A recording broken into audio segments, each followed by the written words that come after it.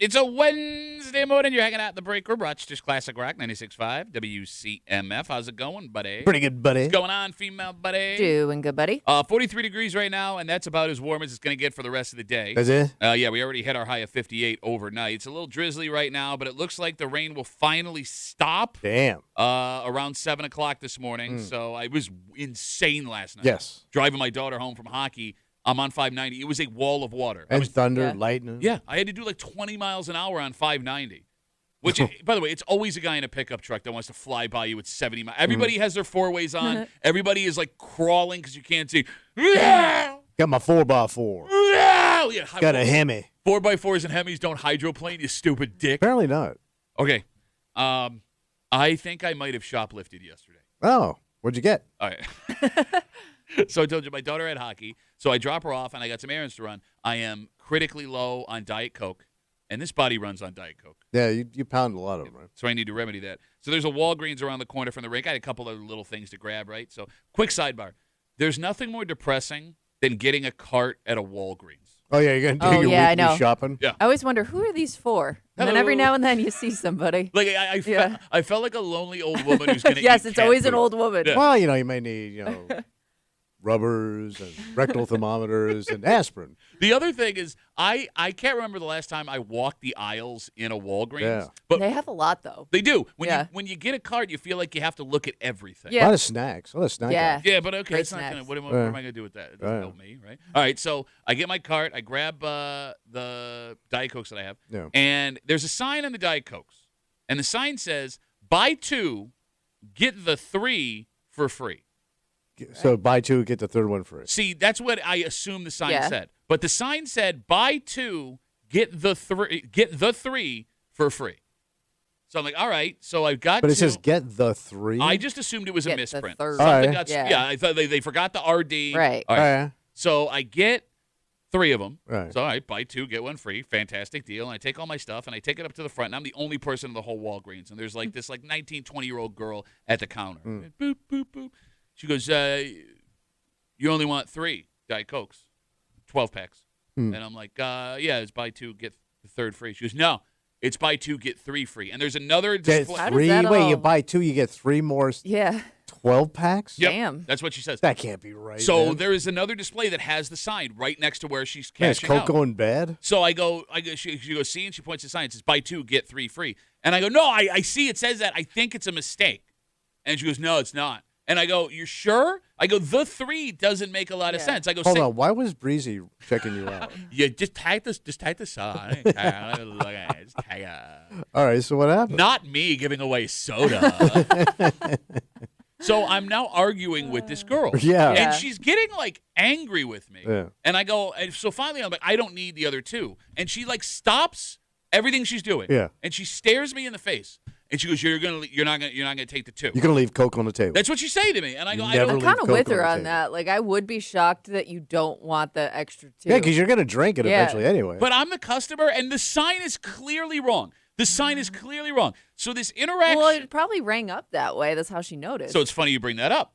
So the interaction I'm having, Kimmy, at this point has lasted 3.5 minutes, Yeah. which doesn't sound like a lot, but it seems like an eternity. Holding up the line. Well, there's no line. I'm the only person in there, so she has apparently made it her mission to give me 5. So she's holding her line. All right. Yeah, it's just her and I, and we're having this Take thing. 'em. So finally, I'm like, fine. So I go get the other 2 Diet Cokes, and I Yeah. put them up there. And like you said, Kimmy, they're going to ring up. Yeah. So she starts everything over. She boop, boop, boop, boop, boop, and she makes a face. She goes, What happened? It is obvious So the sign was wrong. the sign is wrong Right. because she stops and you go, huh. But she has made such a big deal Yeah. out of what happened. She is obviously altering it so the other 3 are free. So she's just going to give him to She's going to give them to me. I don't know what she's doing, but she, boop, boop, boop, boop, boop. She's pressing the Yeah. machine, boop, boop, boop, boop, boop, boop. But she's gotten to the point where she made such a big deal that she has to now give me the 3 12 packs All for right. free, which I guess is fine. Yeah. But I'm now also afraid, did I do something wrong No, here? she did it, not Yeah. you. Okay, She but swiped. That's the fine people, Walgreens. okay, I Check your signs. no, but the sign was clearly, and here's the, I didn't want to be that person because you know that person. The sign says 3 for free, and I will call the New York State Department of Oh, Waste yeah, I and know those Measures. I had some of them in my family. Like Leave them there. I don't even want them anymore if they're not free. Like this girl, she probably makes like $15 an hour. Yeah. Right? At best. Right? Came out of her paycheck. Well, no, I'm just saying, like, you don't have to work this hard if I just want the 3 Diet Yeah, Cokes. I don't know why she's dying on that hill, because I could care less what you do. It was the weirdest thing. Like, what do you Maybe they're really trying to get rid of these Diet Cokes. Okay. Are they about to expire or something? Okay, I got poisoned Diet Coke. No, I mean, like, if anything, if I'm her and I'm just going to take the other 2 Diet Cokes and bring them home to myself. Hell yeah, if man. they're free Diet Cokes. Mm-hmm. So, like, I feel like maybe I can't go back to that Walgreens ever again. Oh, because you're like, going to be like spotted now. There he is. I don't know. Like, we've also seen like. Well, you went through the line. I know, but we've seen those scams Like too. you ran out with your cart full of Coke. I don't know. Is there audio on those surveillance cameras? Oh, Maybe they yeah, thought we were in yeah. cahoots Cahoots. I don't know her. for $2. But I don't know her. Ah, you're fine. You can go back in there. Okay. And I don't know why I'm ever going to go back in there. But, like, I felt like a criminal. Like, I walked outside. I take the cart because I got 12 packs of Diet Coke, and I'm loading them in the back of my pilot as fast as I can. And then I'm running the cart back inside. And, like, for the girl and I made eye contact one more time. And it was like, and I'm out. Got to get out of here as fast as Peel I out can. of there. Yeah, take that. Like, why would they give me 3 Diet Cokes for free when I only bought 2? Two. Yeah. It's not a The good math business isn't plan. mathing. Thank you. Yeah, Unless that's break room math at its finest. 252 WCMF 252-9263. We got Instagram messages coming in. I think I accidentally shoplifted from Walgreens last night at the insistence of the girl working behind the counter. Paul writes us, I accidentally stole a jug of Arnold Palmer from Wegmans a few months ago. I started going to another Wegmans out of the fear of Danny's wrath. Oh. Have you guys ever accidentally taken something without paying for it? I've always caught myself. And it's usually when I buy a coffee there. Okay. And if I do self-checkout, I forget to type it in. But I've always gotten back and paid for it. All right. You know how I feel about Wegmans. Kimmy, let me ask you a question. Yeah. What's worse? And I did a lot of stealing in my past, so I feel like I should pay now. Look, I can respect that. But, Kimmy, what's worse? The guy who walks out with the coffee not realizing he paid for it, or the douche that comes back in and goes, excuse me, I accidentally walked out and the noble thing. I'm a good person who's paying for said coffee. Excuse me. But even like when I just get coffee, I always tell the girl, I'm going to go pay for it right now. So she knows I'm paying for it, and I'm just going to take it and walk out. Okay. I don't want to look like that guy, because I know that's been an issue. But people just walking out with But you stuff. say it out loud. I do, because I go there every day and they know me. I don't want to think I'm some kind of like thief. All right, but if they know you're not a thief. Yeah, I but you gotcha. never know. Camera. Maybe I'm playing the long game. Excuse me. I'm going to go over here and pay for it right now. Thank you. Excuse me. I developed like a 30-year relationship with Wegmans, and now I'm going to walk. So wait, they don't make you pay for the coffee right there? Yeah. Well, yeah. the coffee counter doesn't have a register, so you had to go over and go to self-checkout or go Oh. over to the register. That seems dangerous. Yeah. It probably is, but what can I do? Not my problem. We got more Instagram messages coming in. Rich says, when I used to go shopping for my aunt, Tops would have the same special. Buy 2, get 3 free. I would walk out with 5 6-packs of Mountain Dew set for 2 weeks. Wait, 5 for 2 weeks? How much Mountain Dew are you drinking? Was that for his grandmother? He said for his aunt, but I guess he was getting his own Mountain Dew. I guess. Does he have a That's a lot of Yeah, that Mountain is- Dew for yeah. somebody. Yeah. Yeah. I'd go to your nephrologist if I were you. Yeah. Like, Tops, though, always has, like, the most insane, like, weekly Giveaways. specials. Yeah. Like they give you that whole coupon book. Yeah. Yeah. It's like, hey, buy this sandwich. Here's 5 free steaks. Yeah. But it's always, I mean, you know what they do. They want you in there. Yeah. Right? But it's always like on things that you have to buy other things for. Yeah. Right. By Yeah. design. But like, That's how they get you. but see, your wife Buy is like, 2 jars of sauce, get 10 pounds of pasta. yeah. But like your wife will like buy into that and then go get the other stuff that's cheaper at other places. And I got to make 2 trips. Yeah, Yeah. which sucks. Yes. Especially if I'm with her. And if with the price of gas right now, I don't even know if you're saving money. You couldn't be. What's gas though? It's almost like $5 a gallon. I paid $4.15 a gallon Ooh. 2 days ago. Oh, it's up. It's up from $4.15? Probably. Shut up. You don't drive. What's the last time you got gas? How do you think I got 1974? here? You drive here and home. That's all you do. Oh yeah, that's enough. I'm putting in 2 tanks of gas in my car a week. Yeah. You're brutal. really feeling it. Brutal. Yeah, you probably have more miles on your car now than I have on my car in 6 years. I have Probably. 23,000 miles. Damn. Okay, I've had my car for 6 years. I have 32,000 miles on it. I've had my car since September, August. That's insane. Well, bro. You might as well go be a comic again. Well, yeah, no, I think I'm putting more And miles. try this time. 252 WCMF. I mean, look, going back to this girl Yeah. and insisting again. I had to go to Walgreens last night. My daughter had hockey practice. Run around the corner. I needed Diet Coke. The sign on the Diet Coke display says "Buy 2, get the 3 free." It is obviously a misprint. So I get 3 of them, thinking it's buy 1 get the 3rd free. The girl, who's like 19, 20 years old, she's like, "You can get 2 more." And I was like, "No, I think it's a mistake." And we're arguing about it. And she's like standing on business. She won't let it go. She won't let me leave until I take the other 2. So I finally take them. I put it back on the counter. Boop, boop, boop. She scans them. And she makes a face. But now she's not going to say, "I've made a mistake." So she's pressing a bunch of buttons. And all of a sudden the sodas were free. Is she doing that because she cares about me, the customer? Is she doing that because she hates her job? Or is she doing that because it's like a control thing? It's got to be a control thing. Okay, you saying that because she's a woman? Possibly. But you know how it goes, man. Because what does she care? That's what I was trying to figure out. Unless it's poison and they're trying to poison me. Like, they're like, all right. Oh, so she knows you. That's what I'm saying. Like, was it about to expire? I mean, even if it's about to expire, I'm going to drink it. Like, what's the worst thing that happens when you drink expired Diet Coke? But Coke's got to last forever, man. I would have thought so. Because remember they used to scare you with Coke, where they said you could put a nail in a glass of Coke and it would disappear in 3 days. Yep. Yeah. What was that experiment you would do in elementary school where like it would eat the shell off the egg? Yeah. Something like that. Right. All right. How long until Diet Coke goes bad? You got to have years. You think it's that long? I hope. It's goddamn soda. I mean, unless it goes flat. So my uncle Andy, when the Bills were in their Super Bowl years, remember they used to make those cans of Coke with the football helmets? Yeah, like those collectibles. Yeah, exactly. So he had a Bills one that he got in like 1991, and he bought it to drink when the Bills won the Super Bowl, and then they just kept losing Super Bowls. Yeah. So he said, "I'm going to keep this helmet can until the Bills win." And then drink it. And he's moving from like apartment to apartment with this can. It became like a treasured thing. So like 1998. So this can of soda is like 8 years old. All right. They move into a new house. My grandfather was helping to move. He goes into the fridge, opens up that can, not knowing it's an old can. Drinks it. Ah! That bad? I guess 8 years is 8 years would be the limit. All right. Coca-Cola goes. What are you with? Somebody called and wanted to tell you this is a deal they do all the time at Walgreens. Oh. He and his wife take advantage of this all the time and then resell the extra Coke they get to family and friends. Wait, they sell Coca-Cola to their friend? I wanted to get him on the air, but he didn't want to go on the air. But according to him, he resells it. Can you imagine buying soda from your relatives? I would not be able to buy soda for my relatives because I would be too busy on the floor laughing that you asked me to buy soda from you. But he said, nope, regular thing at Walgreens. How? Okay, question. Yeah. All right, so a 12-pack of soda, Diet Coke right now, It's about $8. All right. So apparently he sells it to him for half price because he says he sells it for $4. Okay. So you made a clean $16 off your family. I am just passing along what I just heard over the phone. A dick. That is the saddest story I've heard. I hope that's the saddest story I hear all week.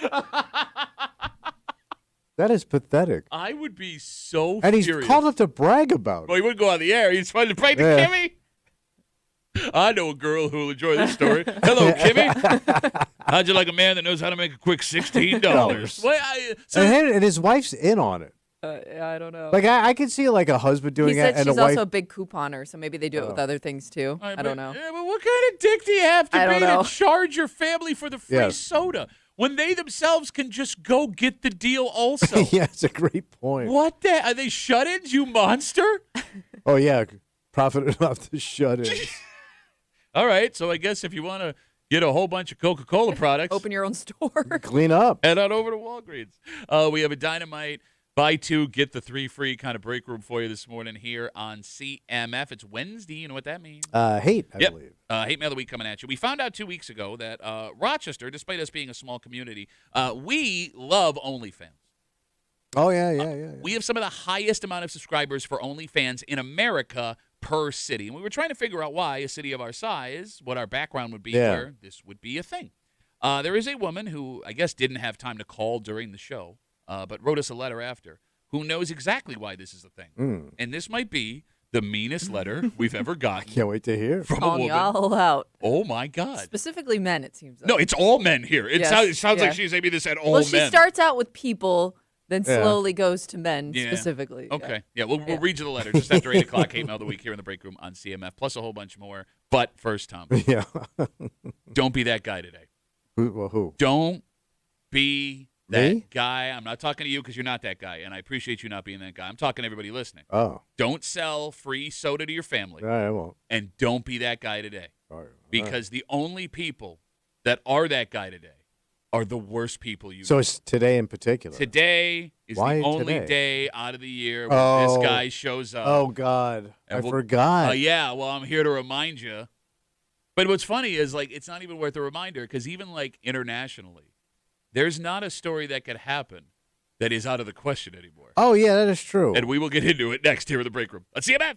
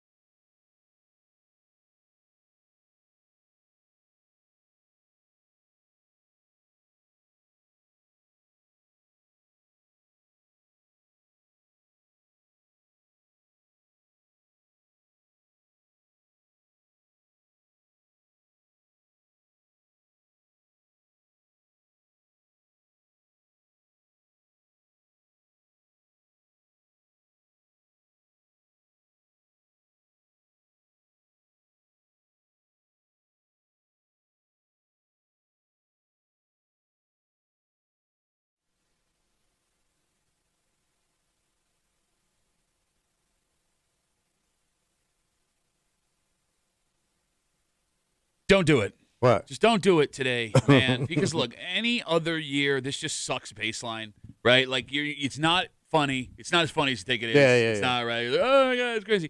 But this year specifically, with everything that is happening in the world, What's going on? the last thing you want to do is something like this. You're hanging out in the break room. Rochester's Classic Rock 96.5 WCMF just after 6:45 this morning. It is spring break, Okay. which means not only do kids get some much-needed time off, Oh, yeah. Poor things. teachers get a nice week-long break too. Yeah. And that's good because we have a teacher shortage in New York, and new teachers coming into the game are saying that they are not being paid enough. But it turns out, at least according to a study we have in front of us, money is not what will make teachers happier. Oh. Wait. Not the money. Look, all I have is the information I can bring you. That's Okay, in front of me. We'll get to it. We'll get to it just after 6:45 here in the break room on CMF. It is April 1st. Happy April, everybody. Yeah, you too. Means it's also April Fool's Day. Oh, it is. All right. April Fool's Day sucks. It's like one of the It's worst. the only day you get onion ice cream. Okay, that's one of the fun things. You get to go to Tom Walls today and try something crazy Yeah. unique. Okay, but outside of that, All right. outside of the fun ice creams, April Fool's Day sucks because the only people that do things on April Fool's Day are the least funny people you've ever met. It's dads. No, I'm a dad. Don't be in there. No, Don't but it's, lump- no. this is a male thing. Yeah. it Most is. women don't do April There are a Fools. few out there that enjoy it, but it's usually like It's a cute and dude fun. thing. But like the guys are the ones that go a little too far. Okay, fine. If we're gonna use, Like morning radio lived for this stuff. and that's why they're not around anymore, But yeah. right? I mean, But then I can remember them prepping a month out. What are we going to do for April Fools? Can I just tell a quick story before we get into this Sure. break? Like, here's how broken this business was when we got here, and then we further broke it. We had a boss, Crowley, who we love. We love him, and more than anything, Well, in he the kind of world. put this show together. He did, and really great guy. Yeah. But he had the worst idea. Wait, no, this wasn't for April Fool's Day, was it? Yes, I thought it was was. for Groundhog's Day. Okay, maybe it was Groundhog's. Same Either deal, way, though. same It's a prank. concept. Yeah. He goes, here's what you do. I got a great content idea. You do the show today, right? And then tomorrow, you play the exact same show recorded. And I thought he was joking, and I was Yeah. waiting for his idea. And he's like, that's it. And he like folds his hands and leans back and like, yeah. Done. And for the rest of the time he worked with us, every time he had a new idea, Yeah. I brought up the Groundhog Day idea because it was awful. All right, so here's the thing. All right. April Fool's Day normally sucks. Yeah. But what extra sucks about April Fool's Day this year, the world is so insane right now. Well, a little crazy. It is borderline impossible to tell which stories are going to be fake today and which stories are going to be legit. All right. Because I want everyone to honestly think in this moment, what headline could you see today where you would think there's no chance that's real? Yeah. True. To further illustrate my Yeah. point, this week we found out that the husband of former Department of Homeland Security head Kristi Noem, you're familiar with her. Oh, yeah. The one they stepped down. Yeah. Her husband has been secretly posting pictures of himself online cross-dressing with comically large breasts. Did you see that story? I did not. That is a real story. His wife had to come out and comment on it yesterday. And this is his ex? No, this is her current husband. Oh, all her right. current husband. All right. The husband of the, until recently, head of Department of Homeland Security has been putting comically large breasts He's been cross-dressed. while cross-dressing and posting pictures of himself on the internet. The President of the United States of America commented on it on Air Force One yesterday. And here's the thing. That's like the fourth weirdest thing that's All happened right. this week. Okay. It's a phenomenal wreck. I've never seen a wreck. I've been in Iraq. I bombed Iraq. I've seen a lot of things. That is a hell of a wreck. But more important, What's that? on a personal level, because I know there are people listening, and Yeah. I'll even say guys. You're right. It's mostly dude guys. thing. Okay, look, let's use it. Let's do a math problem. All right. You're right. All April Fool's jokes are performed by men, but not all men perform April Fool's True. jokes. Fair Yes, enough. yeah. Fair enough. If you are on your way to work and you have an April Fool's Day joke planned at your job, don't do it. Don't. Because first off, no April Fool's joke in the history of the world has ever been funny. No. Ever. Because the fact of the matter is, Some can get you arrested. Thank I was gonna you. say, like, what's the satisfaction? Like, what are Control. you getting out of it? You control the situation Okay. and you fool someone. But then it's over, and you're like, aha. That's all right, it. back to you look back to- stupid in front of everybody. Got you. How's your dignity? Not good, huh? Let's go back to our jobs now. Remember that coworker relationship we had that I just completely destroyed? That was where I Like, no one likes the workplace prankster. Nobody. Like, think of the guy that pulls practical jokes at your job. Do you like that man? No. No. But there's two guys. There's a guy that does it, and there's a guy that encourages. There's also an encourager guy that doesn't do it himself, but he pushes the other guy to do it. But I feel like you're that guy. I No, I feel like as we sit here and you agree possibly dabbled a little bit. Okay. You're worse than the guy. No, the other guy's No, fine. no. Because My hands are clean. any man, most men, Yeah. can be pushed into doing a prank if they think their buddy's going to be like, oh, that'll be really funny. You're worse than the guy doing the actual prank.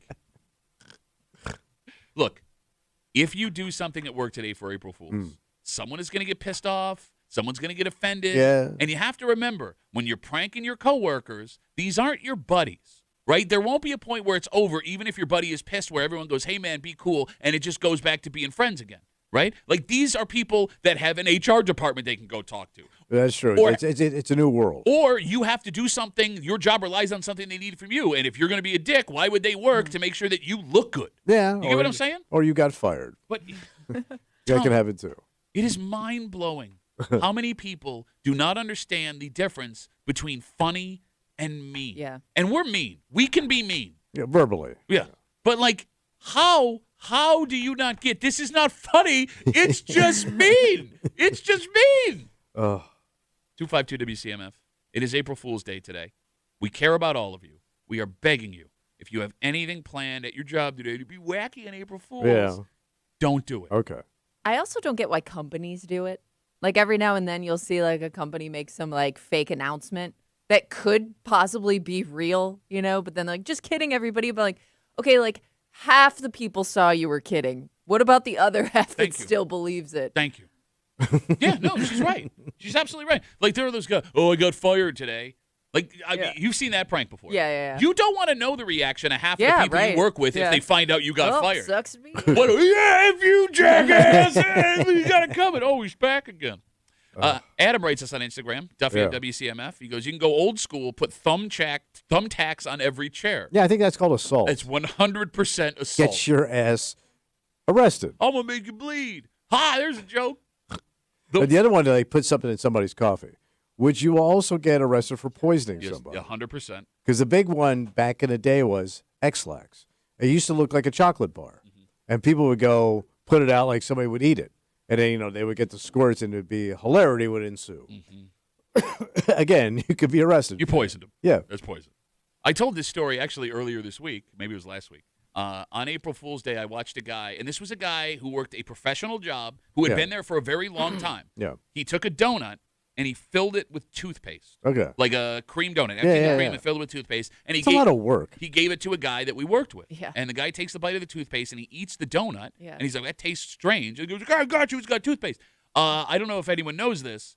If you eat toothpaste, you can die. Well, you have to eat a lot of it, but yes. Yes, like it's Things can get scary really fast. it's poison. Yeah. Now, this guy who brought the donut in, he was an employee in good standing. He had been there for like a decade. He had a professional job. He lost his job. He lost his Over a job donut. over a donut filled with toothpaste. You idiot. God. 252 WCMF. Let's talk to Skyler. Hey, Skyler, how are you, buddy? Good morning. So, yeah, I hate April Fool's Day, but I once had a girl call me. We were just barely even dating, and she says, I'm pregnant. And I start flipping out. I'm like, you told me you couldn't get pregnant. And she's like, could you just go to the calendar? And I go, why in the F am I going to the calendar? And I slam the phone down. I'm freaking out. I'm going to have a kid with this girl. And then she calls me back, and she's like, could you just go to the calendar? I'm like, I'm just like, why? Why am I going to the calendar? Just go to the calendar. I hang up again, and I'm pacing around. This went on for like 5 hours. I mean, I'm just going back and forth across the floor, thinking, what am I going to do? So I know she wouldn't be a good mother. And then finally, I go to the calendar. I go, it's April 1st. What does that mean? And she's like, you idiot. It's April Fool's. Man, I wanted to kill her. Oh, my God. Did you end the relationship? I would end the relationship right there. That's the Oh, end of the yeah. Well, relationship. we didn't even have a relationship. Oh, okay. I get what We you're were saying. All right. I'll you know, still have one sex night with you, but I won't be standing. happy about it. Yeah. Oh, is that him having sex with her? Yes. That's how she got pregnant? Yes. Well, I need a calendar. Skylar, thanks for the call, buddy. Have a good rest of the day. Yikes. Oh God. Yeah. All right, so here's the other thing. What was it? All right, my not so fun prediction for today. There is going to be a major news story that is legitimate today that half the country will believe is bogus because it's April Fool's. Yeah, Day. you're probably right. Because a surprising number of deaths have happened on April Fool's Day for celebrities that people think are fake. Oh, they're just I would. bad timing. Yeah, for example, Marvin Gaye, the soul singer. Yeah. He was killed by his father, shot in his front lawn on April Fool's Day. Selena, the singer, you know that movie that. The Mexican singer. Yeah. She was killed late the night before. The news broke on April Fool's Day. Yeah, she was killed by her manager. Yeah. Yeah. And then, I mean, it happened in your life. So my dad's best friend, drinking buddy forever, dropped dead of a heart attack, walking to work, going to the bus, going into New York City on April Fool's. And, he obviously, this is back in the day, right? So his grieving widow now calls my dad to say, hey, George died. And my father goes, and quit effing around. I know it's, and she's crying. Yeah. Because, hey, you busted my balls, you're lying. Put George on the phone. She goes, Mikey's dead. And it took him he didn't get it at first. And his poor woman was crying, trying to explain to my father. But it's fitting that it happened to my dad. Because he was such an arrogant prick. All right. We did our best. We warned you. Yeah. All right. Heads up, It's everybody. coming. There's something is coming today. Yes. And again, just keep your head on a swivel. If you end up being the victim of a prank, I guess just don't be a huge dick about it. I mean, go behind their back and get them fired that way. Don't make a scene in front of everybody. How about that? All right. Very good. It turns out money is not, in fact, the most important thing in the world, at least when it comes to these people. Okay. And most of them, I would assume, are sleeping because they have the week off right now, so maybe we don't get to hear from any of them. But a new study says that the shortage of teachers we have in New York State, it is not due to lack of funds. So what do they want? We'll get into it next here in the break room on CMF.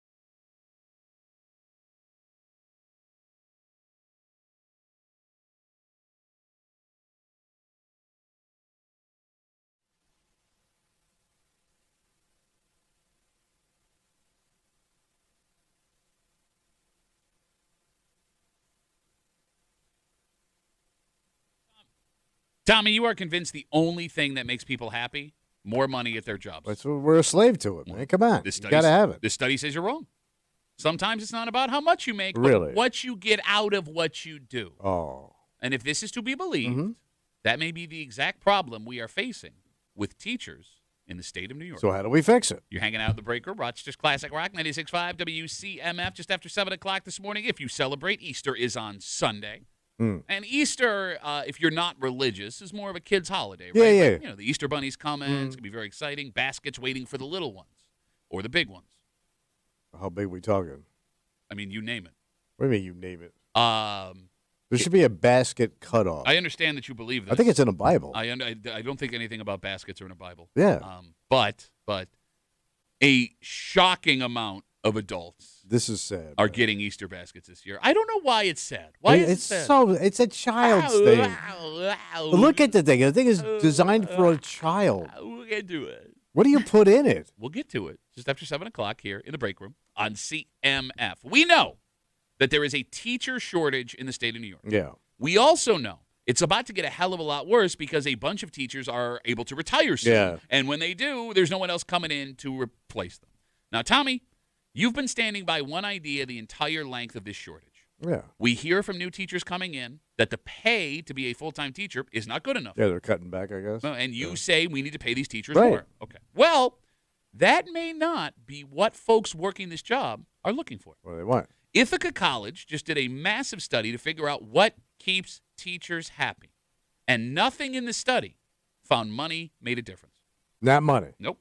In order of importance All right. for long-term satisfaction from teachers, are you ready? I'm ready. 1, the impact they have on students' lives. What? Like if they feel like they're making a difference. Exactly. Seeing that But they're how would you know that going well, in? while it's happening. Like, you know. Yeah, Alright. like it would be more so like, are you going to stay at this All job? right. 2, Hey, work-life boundaries.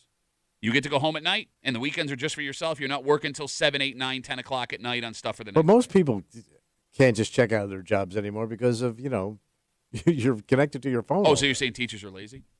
They sound like they're a little entitled. They're not living in the real world. No, I Says hear man in a shacket and a turtleneck. A shack and a turtleneck that he only has to wear for 4 hours a day at his job. It is leather shirt. Straight through. 3, What? letting go of perfection.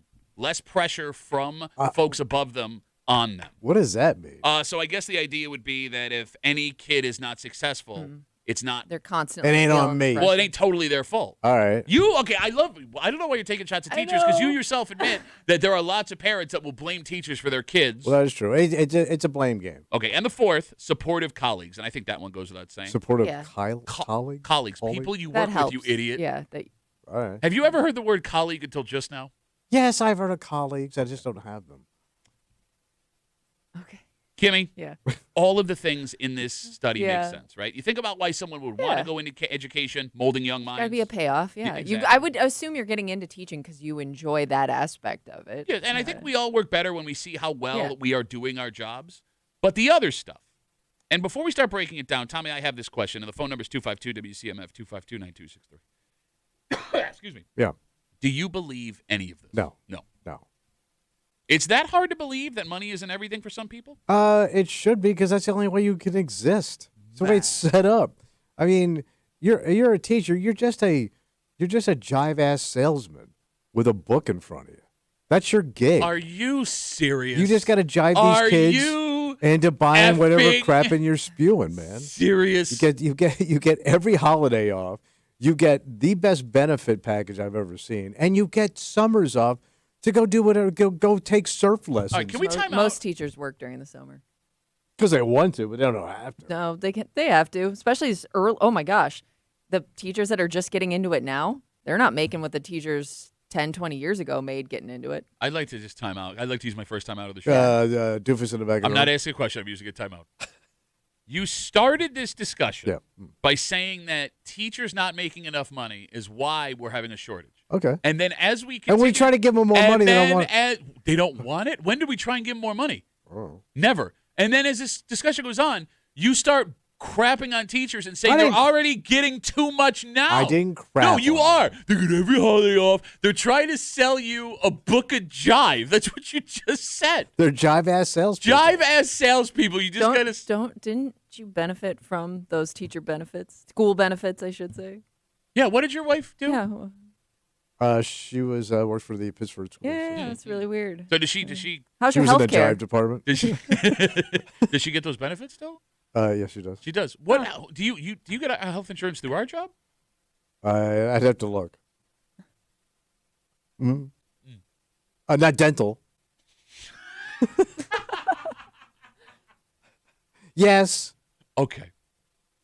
Tommy, when it comes to people not needing money to feel better in their job, if we go back to COVID, we saw people walking away from higher paying gigs to have a better work-life balance. Yeah. How much money is worth not having a life outside your job? Because I think that's what this comes down to. We hear, Kimmy, common complaints from teachers that they're working until 7, 8, 9, 10 o'clock at night, right? But even if you were to compensate them appropriately, is an extra $10,000, $20,000 a year worth not having a life when you leave your gig? Oh, man, if you don't want it, send it to my house. Okay, but like you don't even have the ability to spend the money. Let's say you had all this disposable income. When are you spending it? You save it up for a rainy day. When's that rate? What, when you're dead? That whole summer you got off. Would you work a 10-hour day for a $10,000 pay increase? Now? Yeah. Or ever. That's 2.5 more hours that he works, or 2.5 times the hours. You would have to like almost triple your day. I mean, look, I get Different. I'm in a different industry. I get being 25 years old and thinking if I'm willing to work all these hours just to make a lot of money, right? But I think as we get older, don't we start to realize that the time that we have is way more valuable than the money? But you need money to enjoy that time. That's the catch, man. Not necessarily. Show me the stuff you really want to do with your family or just your spouse that's not going to cost bank. Well, look, I mean, I love my wife enough. We're just spending time in a room with her is enough for me. Yeah, let me ask her the same question. We're talking about me. Chuckle ass. Chuckle ass. So Skylar's back. You can tell he doesn't get dental through his wife on how his mouth works. Shut up. 252 WCMF. Again, we have a study from Ithaca, the college, that says the teacher shortage in New York State and how teachers want to be treated, it has nothing to do with money. What makes their job satisfactory? They say the impact of student life, work-life boundaries, letting go of perfection from their bosses, and supportive colleagues are all more important than what they are making. And again, it sucks that we're not going to hear from any teachers because they're off this week, so they're all sleeping right now. Yeah, of course they are. Sleeping one off. Yeah, why would they not go out last night? They're Oh, off. they all went out, I guarantee Why you. would they not go out? Okay. So going back to the study here, everything we just told you, can a school system make changes to give these teachers better work-life boundaries, put less pressure on them, and be more supportive? Is there something these schools can do to pull that off? Well, so one of them was they're overloaded with work, so they had to take it home at night. Yes. How do you change that if you have a shortage of teachers? You can't spread the work out to other people. Yeah, it would have to. You would have to find a way to bring more teachers in. Right. But, So that's not a quick fix. Or something. Okay, but I guess if you were able to fix the work-life balance, maybe that job now becomes more attractive to people who would want to do that. Okay. But the only part of that fix is getting more people in the door to teach. Yeah. Yes. That's tough. Yes, but again, maybe people are staying away because they think the job is too overwhelming, that they're not going to get the support they need, that they're not going to have the work-life balance, that they're not going to be able to see these kids that they're educating grow up and become successful. I don't know. All right. I mean, to me, like, you either love to teach or you don't, and you accept it for what it is. I mean, there's certain people I always see, like, they still do the same job, and they're older, and it's because it's in their blood. Oh, here we go. Guys, we had a lot of fun back there. But, the teachers that are here now, it's in their blood. They're saints, man. They sell out. They give everything they got. They do, man. And it's all about, that's where they get their fun. Angels walking among us. They're doing God's work, with man. beautiful teeth, thanks to the dental plan. Yes. I think it's in your blood. Okay. Look at guys that stayed in our industry too long Yeah. because they love it and they don't want to leave. Okay. I think that Those are the people you want teaching your kids, man. People that wake up and above anything else that's going on in their day, they want to teach your kids. Yeah, but that's not those people. Where do those people go? That's not enough to educate all the kids that need to be educated. There are going to be people that are just doing this as a job. I know people don't want to hear it, but there are teachers. Those people, I think, just want bank. Okay. But you say no, they want all this other stuff. No, I'm not saying anything. I'm telling you what a study from Ithaca shared. I'm sharing a study. No, don't. Like I went out and talked to 1,000 different teachers. Oh, please tell me, how's your work-life balance right now? Oh, I need a better dental plan. My mouth's stuck like this. All right. We have Instagram messages coming in. I mean, Ithaca is, Ithaca's second choice for a college in Ithaca.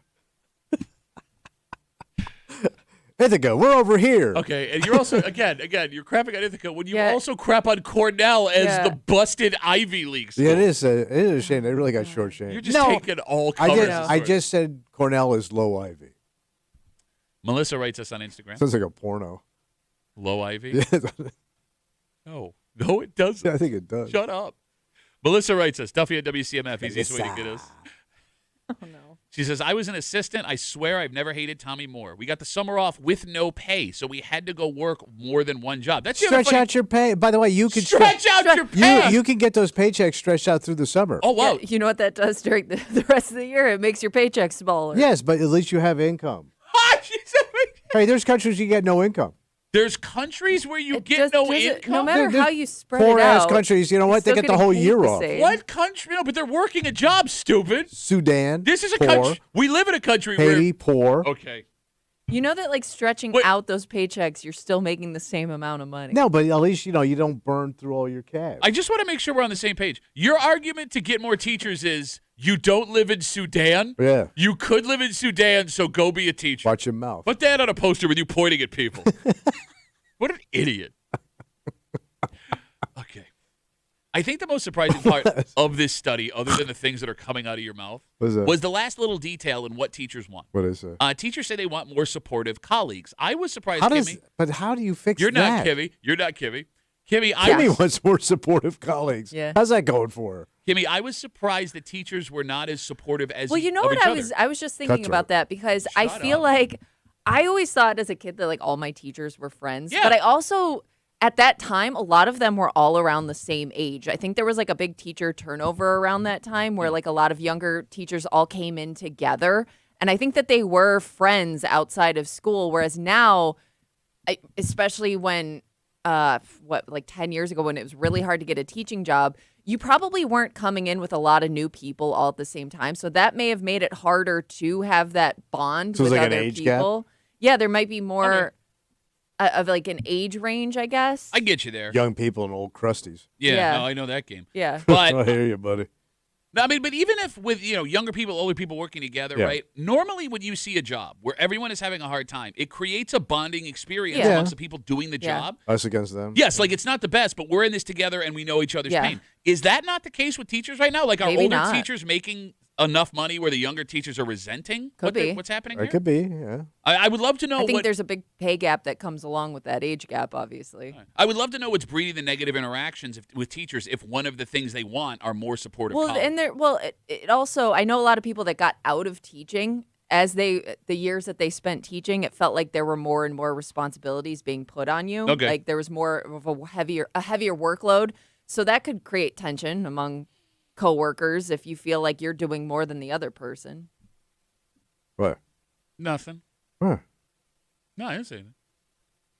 I haven't said No, nothing. I know you didn't say nothing. You didn't do nothing. You don't contribute nothing. Look, Tommy, you could be right. More money may be what fixes this teacher shortage issues. And don't get me wrong, I am all for paying teachers more. Sign me up. But there could be a negative for using that to recruit new teachers. If the difference between you wanting to become an educator out of high school or college versus doing something else is just a few dollars, like you said a second ago, you're not getting in it for the right reasons. Yeah. Right? So if you make it so everyone wants to become a teacher, where the pay is enough, where it's like, yeah, that's a job I want to have because that's going to pay me the lifestyle that I want to live, you're not getting people that, you may be losing people along the way that got in it for that reason. Yeah. If you don't fix this other stuff and just throw money at it, you may not get the people. So I always heard the argument was, well, I could be doing basically the same with my education in the private sector. I could make way more money. Okay. That's the problem. Well, right? No. I could go get a regular job. a job that what he's saying is there are people that have teaching certificates that just went into the workforce not teaching, and they're making more money than their coworkers. Like they found a different career Yeah, path. You're saying instead of teaching. That if you don't fix that's a problem. Yeah, like my sister-in-law. She went to school. She went to college to become a teacher. She works selling insurance now. She makes way more money. Did she get into selling insurance because she couldn't find a teaching job, or she just totally didn't even No, bother no, looking? It was that theme music. Bum, ba-dum, bum, bum, bum, bum. We're not doing that. I love how you think. I know. I'm You're gonna trying to find- bring it back. I'm going to find Joe. I'm going to do a commercial. Bum, ba-dum. We'll wrap it up with Rod. What? He writes us on Instagram. He says, teacher here. I bet the dissatisfaction. Teacher here.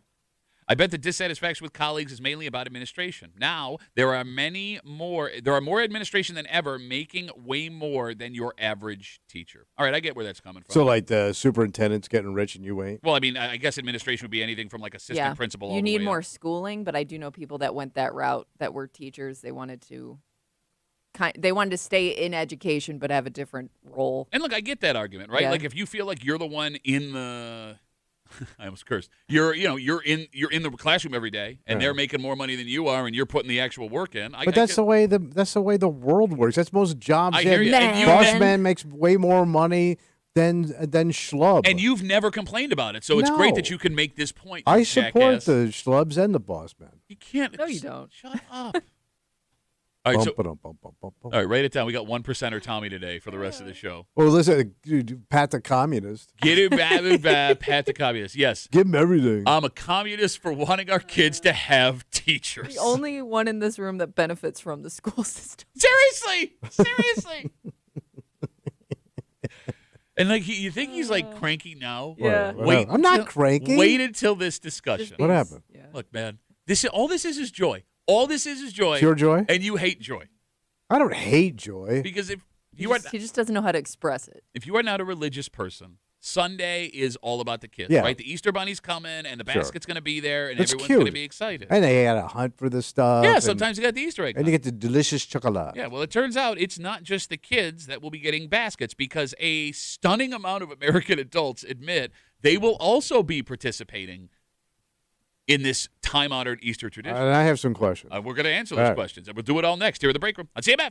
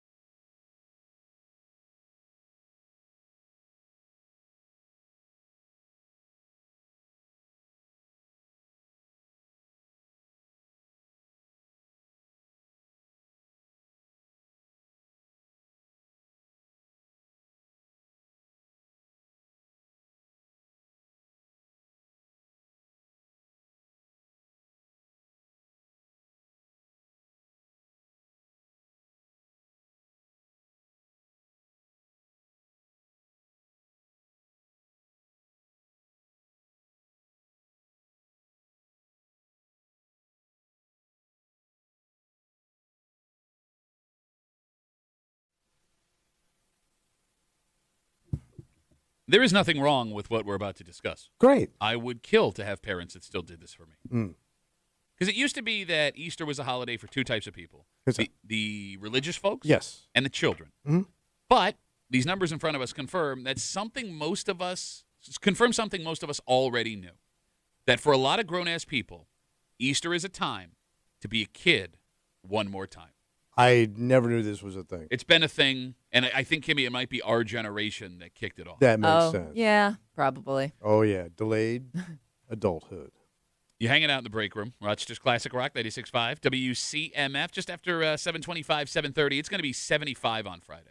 Damn. The weather is turning. Yeah. And that means it's time to start thinking about family or outdoor fun. Yeah. And this place is classic outdoor fun. Number one, huh? Like classic Americana, like 1950s outdoor fun. Oh. These used to be everywhere. There are now far fewer, and there's not as many as left. I hear you. Okay. That being said, Yeah. I don't know if this is something you take the family to or if this becomes a romantic night out. Ooh, get you some. And we'll get to it just after 7:30 Some. here in the break room. Let's see about it. Easter is on Sunday. Yeah. You got brunches, you got your church services, Yeah. you got your families getting together. But if you've got little ones, to them, the bunny coming to the house is the most important thing. Oh, yeah. Right? You come downstairs, there's your Easter basket, excited. Mm-hmm. Tommy, if I asked you, Yeah. what age the Easter bunny should stop showing up for a kid, for a person, what age would you tell me? Once you're a teenager. All right, so 13, no more bunny. Yeah. So my girls are not allowed to get a visit from the bunny anymore. I would not tolerate it. I wouldn't teach it. Okay. And I would not permit it in my household. Okay. Well, it turns out those days of just kids getting Easter baskets are long gone. Because this year, 28% of American adults say they will be getting an Easter basket from their parents. So people 18 plus Yeah. are grown-ass man-child. So are we talking like people that could have their own kids Yeah. potentially? Oh, no. Like most of these people, it sounds Oh, like, my have their own God. kids. So That's sad. We're talking 20s, 30s, 40s still getting an Way to Easter steal your kid's thunder, by the way, man. That's what I was having thinking. fun, kid? I also have a dad basket, which is way cooler than yours. Like, what a dick. You're going to side with him on this? It's a total dick Well, move, I would man. think like once you have your own kids, it becomes more about them. Yeah. Like grandma and grandpa even are it's all about their grandkids, not you. All right, well. That is so self-indulgent. Because you can go get candy anytime you want, man. You can eat it in the car on the way home. We know guys that did I mean, that. you're not Pound doing- M&Ms at a time. You're not doing the whole like Easter basket hunt and stuff, are you? As an adult? All right, well, He's probably parading it around like the Stanley Cup. All right, you guys asked where the basket comes from. Of the 28% of American adults that say they still get Easter baskets, the majority of those adults in this study says those baskets come from mom and dad. The rest of them say the basket comes from a spouse. And Okay. in this study, That would make sense. in this study, they count adults as 21 to whatever. Death. All right, I do not see the problem here.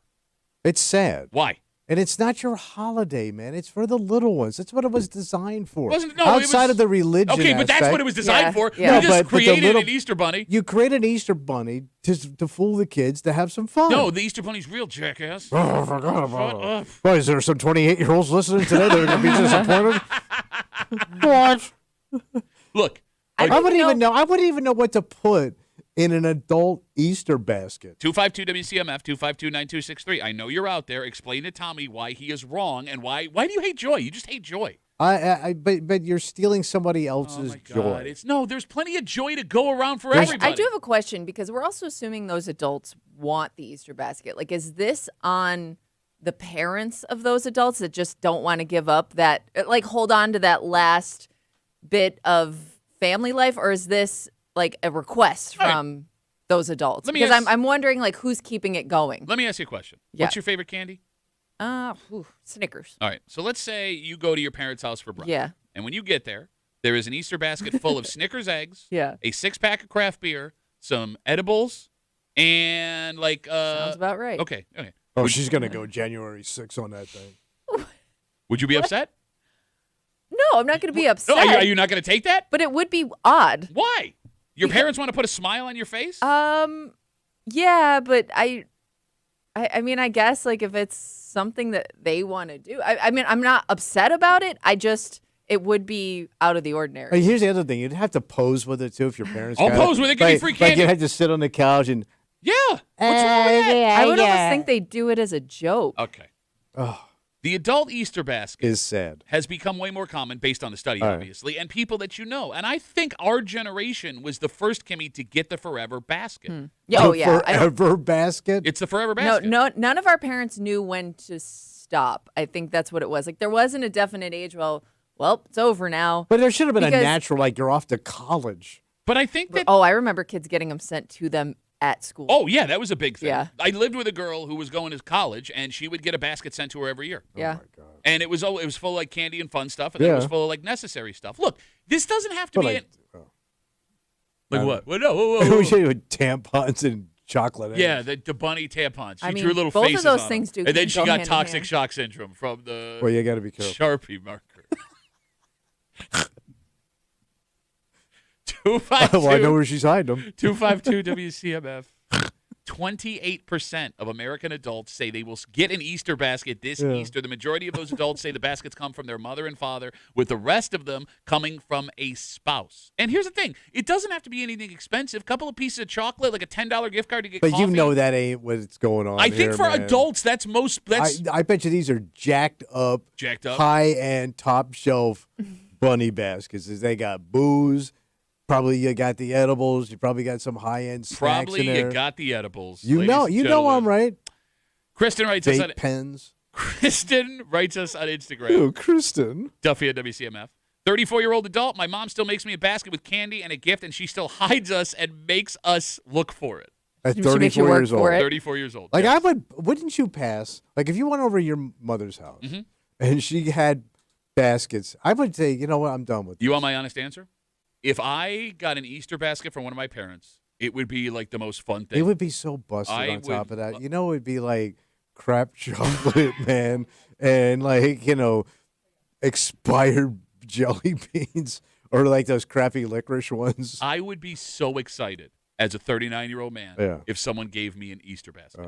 And by the way, you talk about these kids, like adult kids. I can't believe they want the basket. I think this is less about the adult kids wanting the basket, and more about parents missing the fun of Easter Sunday. That's what I said. Yeah. Yeah, but that should end. Like they're not children anymore. But Let it's your go. generation carrying it on. Because if you could simply say we're not doing it anymore, and then what choice do I have as your kid? Like, okay, well, if you're not going to do it, I mean, you're if it's the not gonna do it. parents, you just raising grown ass baby children.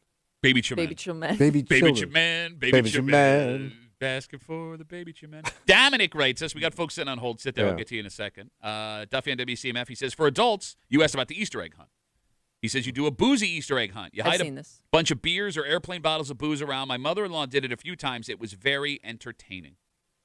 Not really. I'd rather just have a drink. Okay. I'm gonna go crawl around your wet grass and have a glass of Jim Beam. You do that every day in the summertime. Drunkenly crawl around the grass. I found the mills. I found. I think I got the mill. Get your penis out of the bowl. I think our Easter egg basket hunt ended when my dad started to lose interest, because like he just got a kick out of like watching my brother and I take each other out looking for eggs. Yeah. And then like once we were like teenagers and we didn't really care anymore, well, he was like, well, this isn't fun anymore. Yeah, what's in it for me? Yeah. 252 WCMF. Let's talk to Brad. Hey, Brad, how are you, buddy? Morning, Duffy. How are you? Good, man. What's up? I don't do the adult Easter egg baskets, but we are going on an adult Easter egg hunt on Saturday at a winery that gives out wine, liquor, all kinds of different things for the different eggs you find. And how old are you? I'm your age. Okay, so you want... Wait, you're gonna go to a vineyard and go out into the field and look for wine? Kind of cool. Yeah. You're gonna what get happened, Kitty? What happened? You're gonna get run over by a tractor. Yeah, because they're out with a tractor when they have an event going on. You're an idiot. I love how Kimmy's like, yeah, I'm gonna tell you. Yeah, actually, boozy Easter egg hunt sounds pretty cool. Doesn't sound like the worst idea. Way to make a wine tour suck even more. Oh my God, Brad, we're not getting through to him, buddy. But thank Have you for the fun, call. Brad. No one's ever getting through to him, Duffy. All right, take it. Like, just because you have no joy in life doesn't mean you have to take away everybody. If that's joy, you can keep it. Look, the reality is, grown-ass people getting Easter baskets are actually making things much easier on the parents than the kids are making things on the Easter bunny. What I mean by that. All right. The average cost of an Easter basket for a child this year, you ready? We're just talking standard chocolate, not like electronics and crap. Well, no, it's just an average Easter basket. Average Easter basket Right. will cost $78 per child. Kiss my ass. That's what it is. I mean, Well, then that's- you're putting high-end Damn, stuff in it. yeah. yeah, man, it's Easter. Yeah, it's Easter. If you got 3 kids, congratulations. If you are an average family, the Easter bunny just plunked down around $230. And now I got to get something for my wife, and she's got to get something for No, me? again, most of this comes from parents, so it's All not right. your spouse, all right? And by the way, that's not the worst part of Easter for kids. Well, the worst part would be the crucifixion, but go ahead.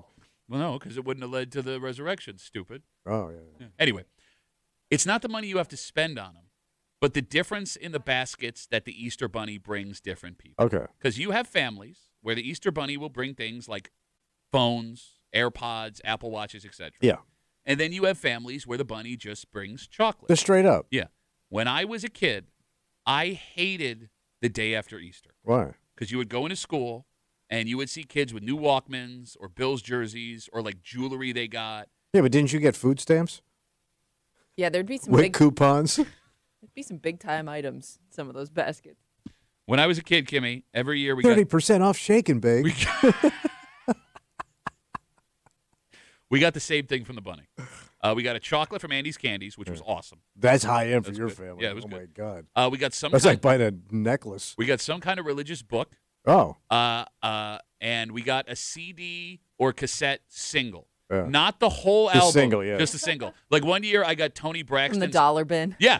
I got Tony Braxton's Unbreak My Heart one year from the Easter Bunny. Yeah. But it's just one song on a CD. So you had to listen to that song over and over Yeah. again. So if you need a passionate rendition of Unbreak My Heart, I can do it for you immediately. Damn. I can remember being a kid and not being able to understand why the bunny brought those kids all the cool stuff and why I got Unbreak My You got Heart. Chintz Yeah. Bunny. Chintz bunny. Take back that seldom goodbye. Take back the joy to my life. I guess that's also a good part about Easter if you have kids. It's not a pressure holiday.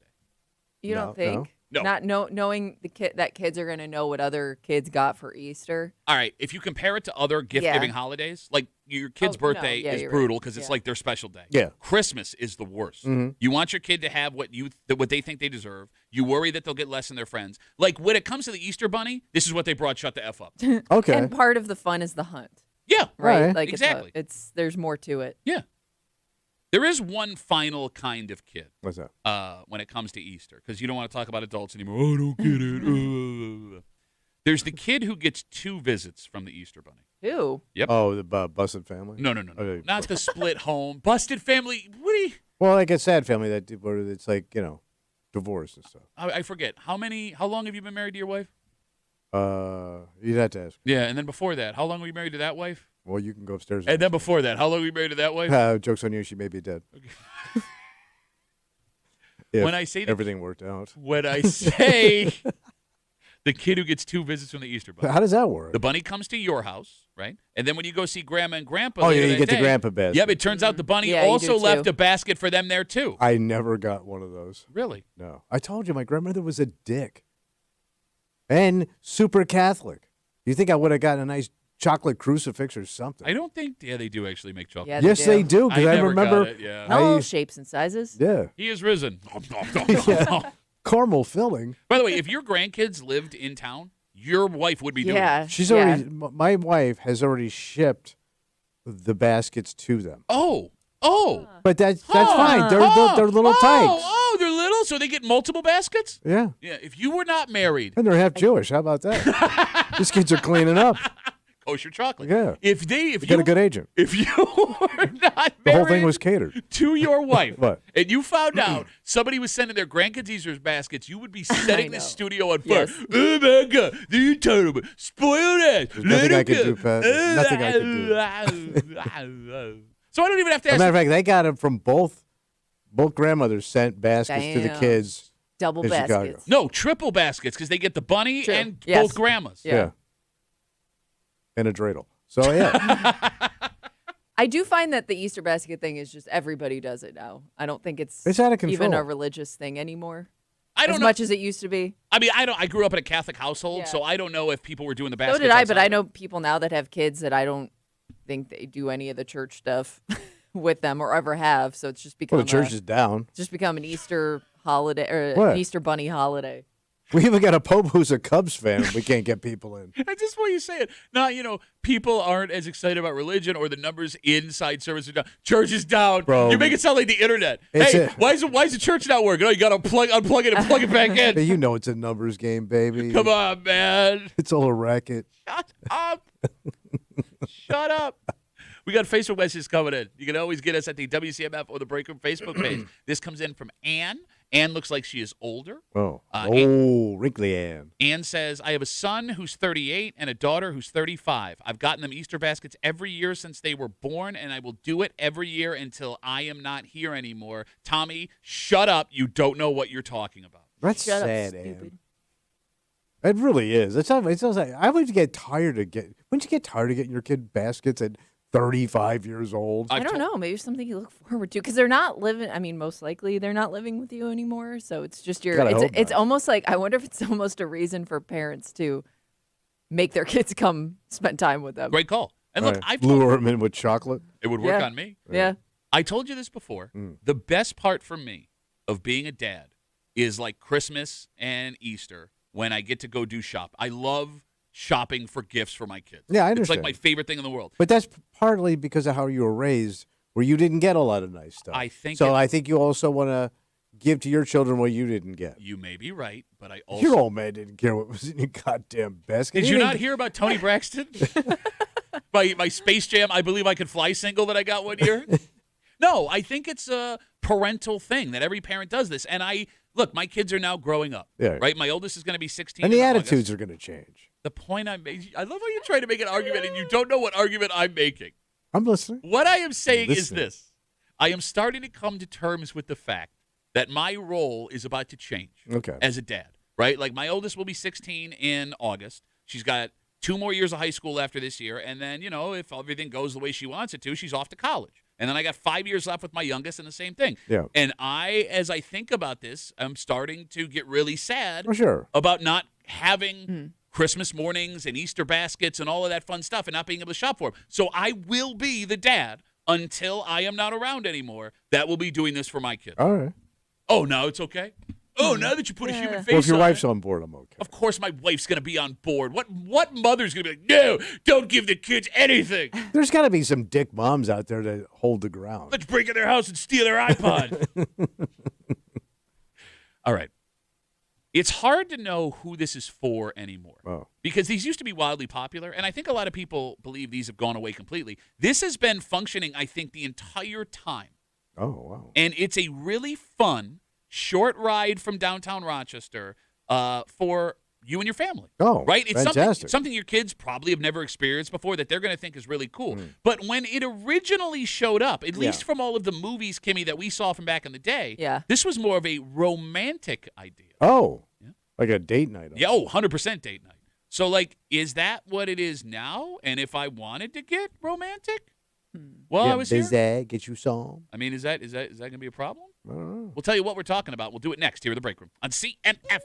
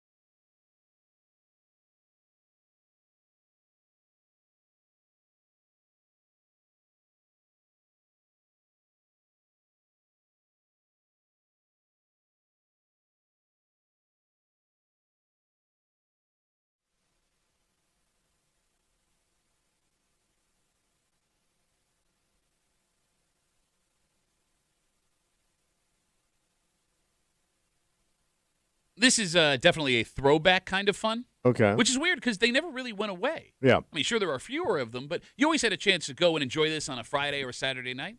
However, how people enjoy them is now the question, because it seems this was a place where you could get a little alone time around a bunch of people. Oh. And I guess it could still be that Okay. if you don't mind all the kids running around.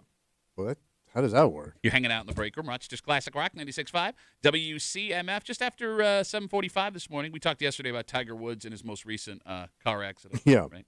Or excuse me, Monday. He put out a couple of things. Oh, there's a couple of statements? Yeah, over the last Okay. couple of days Should because clear things up. because he says he is not guilty of what he is accused. Okay. Also, he's getting help. Oh, for what? We'll get into it just after 7:45 here in the break room. Just putting? On CMF. The Vintage Drive-In has announced their opening date for the season. Oh, yeah. If you are unfamiliar, the drive-in is in Avon, just off the 390 exit. If you're coming from Henrietta, you just take West Henrietta all the way down. Yeah. And if you've never been to the Vintage Drive-In, it is great. Old school. I think there's 2 screens. There's like the vintage snack bar there. You get 2 movies for the price of each ticket, Yeah. right? And the movie plays right through the radio on your car. Old school America. Cool. Yeah. You got it. They're going to start rocking and rolling beginning Friday, April 3rd. So that's this Friday. Oh. Who is the drive-in for now? Families, right? I mean, like your kids might think it's cool because they've never experienced. Oh, my it. kids love the drive-in. Yeah, Yeah. so it's got to be for people with little ones. And people my age who are nostalgic for driving. But You I don't think even so? think people Well, your I age. grew up with them, so yeah. When's the last you're going to go to the drive-in? No. Okay, so then no. Yeah. No, but I mean. To answer your first question, no. But I'm thinking, like, yeah, I would think it's a lot of old people. Okay.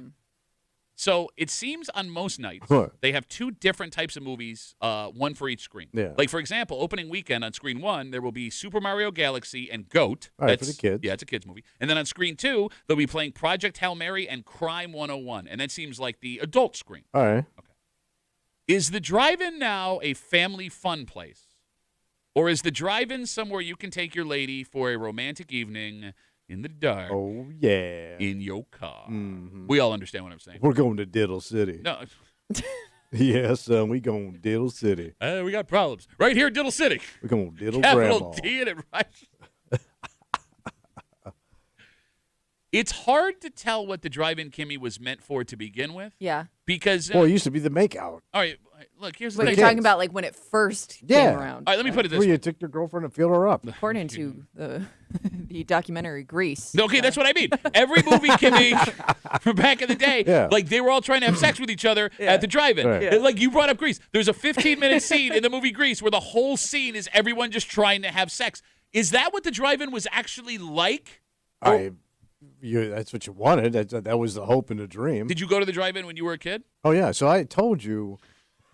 I'm This scared. is a different I'm scared. drive-in. No, I I'm know the scared. story. Where is this I'm not going? going to tell it. No, I want you to tell it. I'm not going to tell it. Don't tell it.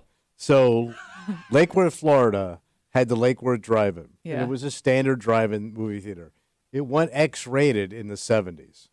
And then they had to shut it down because the flight path of going into West Palm Beach Airport, now Donald Trump Airport, flew right over the screen. So you would see like a gigantic nipple, right, or an ass crack as you were flying into West Palm Beach. So people complained and they shut them down. All right, we've gotten off track. They had prostitutes working it. We've gotten off It track. was heaven. What I am asking is, But I think it was designed for families because Okay. I used to go with my parents. Okay, you so- know? so the like- whole family went Yeah. in the car. so the scenes we saw in the movie, that was just like a joke of yeah, you remembering. used to hang the speaker Okay. on the window, and you also had to get that little burner thing for the mosquitoes. Oh, that was a real thing? Yeah, it was like Oh, a that makes coil sense, thing you I had to guess. put on your dashboard. It stunk. Oh. And yeah. Okay. Because, like, my experience at the drive-in has always been a family experience. I took my kids to this one. When I was growing up, my dad took us to the one in Silver Lake one time. Okay. One time. Yeah, that sounds busted. We also snuck a pizza in. That also Nice. says in the trunk with 4 other kids. All right, let me. No, you can't put the pizza with the kids. It's like Yeah. leaving it with a golden retriever. Yeah, true. All right, Kimmy, Yeah. 252 WCMF, 252-9263. Would you find a night at the drive-in with your husband romantic? Yeah, it'd be something fun to do during the summer. What's the movie? Disappointment? I'm sorry. Come on. sorry. I didn't want to do I had it. to. Honey, I didn't want to Had do no it. choice. He had no choice. No, I think like if you're looking for a cute date night, That would be it. But in terms of like trying to like make something happen, I'm not in on that. I'm too worried about what's going on around me. All right, so you're telling me, let's say you and your husband, you go to the drive-in, Yeah. right? And you park, and Yeah. it's dark outside, it's I'm late. too aware of my surroundings. If he makes a move for your chest, you're Yeah. waving him off? Yeah, there's kids around. Swinging a miss. Uh-oh, here comes Lasorda. He's not happy. Well, but I mean, even if you're on the adult screen? Yeah, I don't know. There's something about being in between two cars and like knowing there's people around walking around. I don't know. Okay. Well, I mean, it's also like you would probably get that vibe. Let's say you're going to take your wife to the drive-in. You haven't established what's happening here. Sure. I think how she's dressed for the evening would kind of tell you what her expectations Bro, you're are. going to the drive-in. She's going to wear sweatshirt Yeah, and jeans. the point of it is Okay, you don't have jeans to go are a anywhere. no-go in the car. They're a pain in the ass to get into. Okay, bro. So let's say she's going, but let's say she's in like one of them little sexy summer dresses. All right, timeout. Dressed up for the drive-through. You think your Game wife dressed is up on. in a sundress Oh, for the drive? Sun- No, she's the wearing sun- she's wearing layers. She doesn't want any mosquito bites. Like she's something's gonna get prepared. bit. Gonna be that. She's Fanny prepared for girl. the situation. Something's gonna be nibbling on you in a bit. Okay. No, but if she's wearing a sundress, that's the official flag of we're doing it. She's not going to wear a sundress to the drive-in. What if she does? Okay, then Well, you're they golden. make but it's sundresses not- for a reason. it's What do not you think gonna- that sundress was invented for? To keep cool in the summer. Yeah, before it heats up. Uh-huh. We gonna turn this car into a sauna, girl. 252 WCMF, the Vintage Drive-In, who I'm sure are thrilled with us now. They opened for the season on Friday. But And you know Whoa, this- whoa, whoa, whoa, whoa. I hear it keeps the mosquitoes away. Again, no, it draws them and bears. You got the wrong date. you are also forgetting people with smartphones now. Like I don't need anything captured on a smartphone. Oh, that's a good call. And the complaint, there's going to be at least one person that complains if they think anything's going on. in that But car. again, if you're in the adult, Excuse me. This car needs to be kicked out. It is bouncing up and down. well, how heavy are you getting in there? Jeez. Well, I guess your husband Depends is a on big your dude. car. Yeah, I mean, yeah, you're right. Let's just reach around for popcorn. 252, yeah, she's gonna attack you. Ah! They're having sex. No, he tried to take my milk duds. 252 WCMF. Again, talking about the drive-in out in Avon. It opens on Friday, and there's like a family screen, and then there's like an adult screen, Yeah. and like the drive-in is still kind of like a nostalgic thing for us. Like Oh, we didn't grow up absolutely. with it, so is this a thing that was designed for family fun, or was it designed, get after it on a romantic Mm-hmm. evening? Lainey writes us on Instagram, Duffy on WCMF. She says, my boyfriend and I went to the drive-in 2 years ago. There were lots of families. We watched the first movie, fell asleep in the truck bed 20 minutes into Planet of the Apes. I woke up at 2 a.m., had no clue where I was, credits rolling in an empty parking lot. We probably won't go back, Fell asleep in the truck bed. which is one of my favorite Ribs Arkansas songs. Troy writes us, $20 sundress equals lifetime of child support. I can get behind that, yeah. I think it says it on the tag. What's funny about the drive-in, What's that? it's one of only a handful of places where this conversation even comes up. Like, how romantic are we going to get here? Yeah. Yeah. Because like almost everywhere else in the universe, the answer is none romantic, Mhm. right? But Yeah. there's a question at the drive-in. There's also a question at the public hot tub. Like at a hotel? Let's say you're at a hotel. Yeah. No one else is around. You're there with your wife or your girlfriend. All You- right, so you got it to yourself. Yeah, and you had a couple of drinks. Oh. You Oh. making a move? Definitely making a move. The You've had a couple of cocktails. The She's Holiday already- Inn Hyannisport? She's that's a nice one. Ted Kennedy might have been in it. Yeah, you don't want Water and Ted Kennedy together. But I'm saying, if you've had a couple of drinks and you're the only ones there, you're on vacation. You don't think you're gonna reach down there for a little fun? So you try that with your wife? I haven't been to Hyannis. You, I would. You would. no, you If wouldn't. you Yeah, were I watching would. the live stream, the look on his face of panic. No, but I would. You no, wouldn't. you would You not. would not. You don't even get in a public hot tub. No, but let's that say I'm in skeeves you out. That's true. No, but okay, let's say you're in the hot tub with your wife, and you're Yeah. all alone, and you're at the Holiday Inn hot tub. Yeah. You are not making that move on your Why wife. No, he's not? not. Why? You But I'm lie drinking. so hard. If I'm sober, no. But so you're saying you're not? No, I'm not going to try and feel up my wife in a public hotel hot tub. You think my wife's going to give me the thumbs up on that? Well, you can take a shot. No, why? You're going to get shot down. Yeah. I don't need that fight later. I don't But, need a but she's also been drinking. I mean, maybe our defenses are down a little bit. We can have a little fun. Okay, I don't need a fight at the Holiday Inn Hyannisport. Also, her defenses are down is a terrible argument. Yeah, this isn't Star Wars, you Jeez. idiot. The shield is down. We got Instagram messages coming in. Duffy at WCMF. You brought up the X-rated drive-in in Florida. Yeah, Lake Worth, Florida. Bill writes us, there was a drive-in on Scottsville Road that went X-rated, and they had the same issue of planes coming in and landing and seeing huge boobs and dongs. I remember that drive-in when I was a kid. Yeah, I mean, they didn't sell, it wasn't like hardcore porn, but it was like a lot of TNA. I have a question. You know what I mean? Sure. How close were the cars parked in that lot? It was just a standard Yeah. drive-in. So you can make eye contact with people. Kimmy, if you're paying to go to a drive-in that has X-rated You're movies, right, I don't think you're you're right. worried about guys seeing you. So they had prostitutes working All like going in and out of Yeah. cars, hanging out, Okay. and it would probably cost you $75 for the whole shebangarino. Shebang. It was an Shebang-a-rino. Italian shebang. Yes, The shebang. but that's a hell of a night, man, for a young guy in South Florida in 1978. Baron Von Butt writes us on What's that? Instagram. Thank Duffy you, at Jimmy W- Carter. He writes us, take me down to Diddle City where the private parts could be seen and they ain't all pretty. All right, syllables aren't great, but the rhyme was Okay. fantastic. All right, so we brought up the questionable romance. Yeah. Right? Drive-in. There's a question. You think there's a question at the public hot tub. Right. Is there any other place you could think of where heavy public displays of affection aren't just tolerated, but they're expected? Well, usually, like, there's a lot of skin involved, right? You're kind of dressed down a little bit, like the beach or something like that. Okay, a I lake. didn't think of the beach. Like if you're at a lake, if you're on a boat. Let's say you and your wife are just on a boat by yourself. Boat sex? You know how much boat sex goes on with just husbands and wives? Come on, man. It's just built for it. You could be out in the middle of a lake. Nobody's really around. Okay, no, but what lake is there nobody really around here? Yeah. Every lake has 1,000 No, people but you on can it. move. You can Oh, move. to move. Hey, sorry, my wife's going to take her top off. I got to go over here. and by the way, if you're out putting around at dusk, sunset, very romantic. You've already had a couple, you know. I don't think that's happening. Oh, it does happen. It does. I guarantee- Heard it. Dear Penthouse, I wanna- never thought it would happen to me. I can't imagine how many times my dad finger blasted my mother on their boat at night while they were out putting around drinking back in the day. And they boated a ton, and they went out and had fun. You don't think my father Why was like would you all over want my to think about that?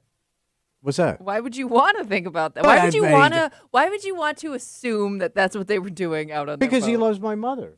Okay. He loves my mother enough to diddle her and on a boat at sunset. Maybe he How could see the Lake Worth drive-in theater from the shoreline. Look, I think everyone in the room can agree there are very few men who haven't finger blasted your mother on a boat at dusk, right? But when it comes the to old sunset diddle. no, the diddle at dusk, yeah. Diddle at dusk. That'd be a great name for a boat, man. Diddle at dusk. No, it wouldn't. Yes, it would it not would. be a good name for a boat. That and of course Dock Sucker. Come on, man. I mean, boating is fun. It's relaxing, Bro, if if you're at the beach, let's say you're at the beach, right? Okay. And maybe it's a little secluded. Okay. Not too many people out there, and she's you lotion on each other a little bit, and you have a little fun. Okay. I'm trying to imagine having a story from Canandaigua where somebody got arrested for having sex in the middle of the lake on a boat. You would be crushing those people. Of course. Yeah, okay, so shut up. But it's because it's funny. But I understand it. Getting a little more wholesome. Wholesome. Let's get wholesome. You had a lot of fun diddling your mom back there. Let's get wholesome. Nobody has fun diddling your mom. Not at least after it starts. I want to tell you something. My mother. I guarantee my mother was a fun ride. It's your mom, man. Serious mommy issues coming out. Seriously. You can't say your mother is erotic or lovable. No. Or sexual. What is this? Oedipus in the morning? What is wrong with you? Your body's not dirty. All right. If you are into an old school evening, Yeah. Avon might be the perfect town to go to. Okay. Because not only do you have the drive-in, which is, a vintage fun. It's called the vintage drive-in. Yeah. You could start your night by traveling down the road and having dinner at the original Tom Walls. That's in Avon, that's too. right. It's 1950s all the way, man. Like burger Yeah, shake. that's the number one. Right, started there. Yeah, so like if you wanted to do like a fun, we're going to go have a throwback night, you can go have a burger and a shake at the original Tom Walls and then go to the drive-in movie and then salute a picture of Eisenhower and then go to sleep in a separate bed from your wife. All right. Right? I mean, it's like the most... Have her call you Potsy. Kimmy didn't get that. She's got to know who Potsy is. Kimmy, who's Potsy? Oh, my God. Why would she know that? He's in the Smithsonian, man. You recovered. I'm proud of you. He's in the Smithsonian. I got there. The Don't worry. judicial system. I got there. 252 WCMF. Look what you started. What, mom jokes? Well, no, you said the best. Bowden. Diddling at dawn. Diddling at dusk would be a great name for a boat. Yeah. Other than Oh, Docksucker. okay, Mark disagrees. He's on CMF. Hey, Mark, how are you, buddy? Oh. No, I do not disagree. This is Party Boat Mark, and I thought my boating days were over until I heard diddle at dusk. I might be going boat shopping today. You got it. It's that time of the year, man. It's that time of year. And, by the way, Cornell Light shopping, some grad mama here. Cornell grad. All right, I'm getting echo, Mark. I got to let you go. Wait, but he's a thanks for the call. Cornell grad? That's what he says. Making my point. Do they have a community college out there? Brad wraps it up with us. What is Yeah. it? Duffy at WCMF says Tommy's parents went out on the boat to get away from the kids. If Tommy's siblings are anything like him, you can understand why. They're not creating more kids. I don't get this statement from Tiger Woods. I don't understand. Oh, yeah. A little. I guess his confusing. lawyer didn't write it or Well, proofread it. I mean, you can't. Well, yeah. You can't be like no, and then be like, I got to change some things. This feels like this might be the beginning of the end. It has to be the saddest sports story of all time. Yeah. You think? The I way can it- think of the the way one it that. fizzled out the way it did. I mean, just the slow descent into just misery. But he's not officially done. That's No. the sad part, but he should be because it keeps ending poorly. We'll get into it, and we'll do it next here in the break room on CMF.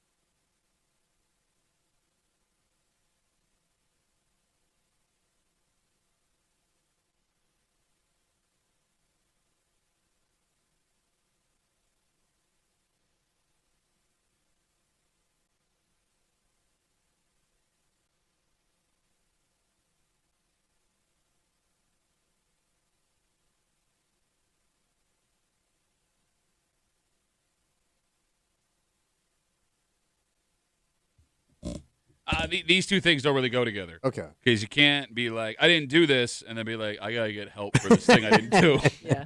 And with the more details we are getting from the authorities, the worse and worse this is Yeah. looking. You're hanging out in the break room, Rochester's Classic Rock 96.5, WCMF. So on Monday we talked about the accident that Tiger Woods got in Friday morning. This is his third major car accident. Second one where there are charges relating to a DUI. And I'm sure you saw the story. If you didn't, he flipped his car speeding, trying to pass a truck somewhere in Florida. Yeah.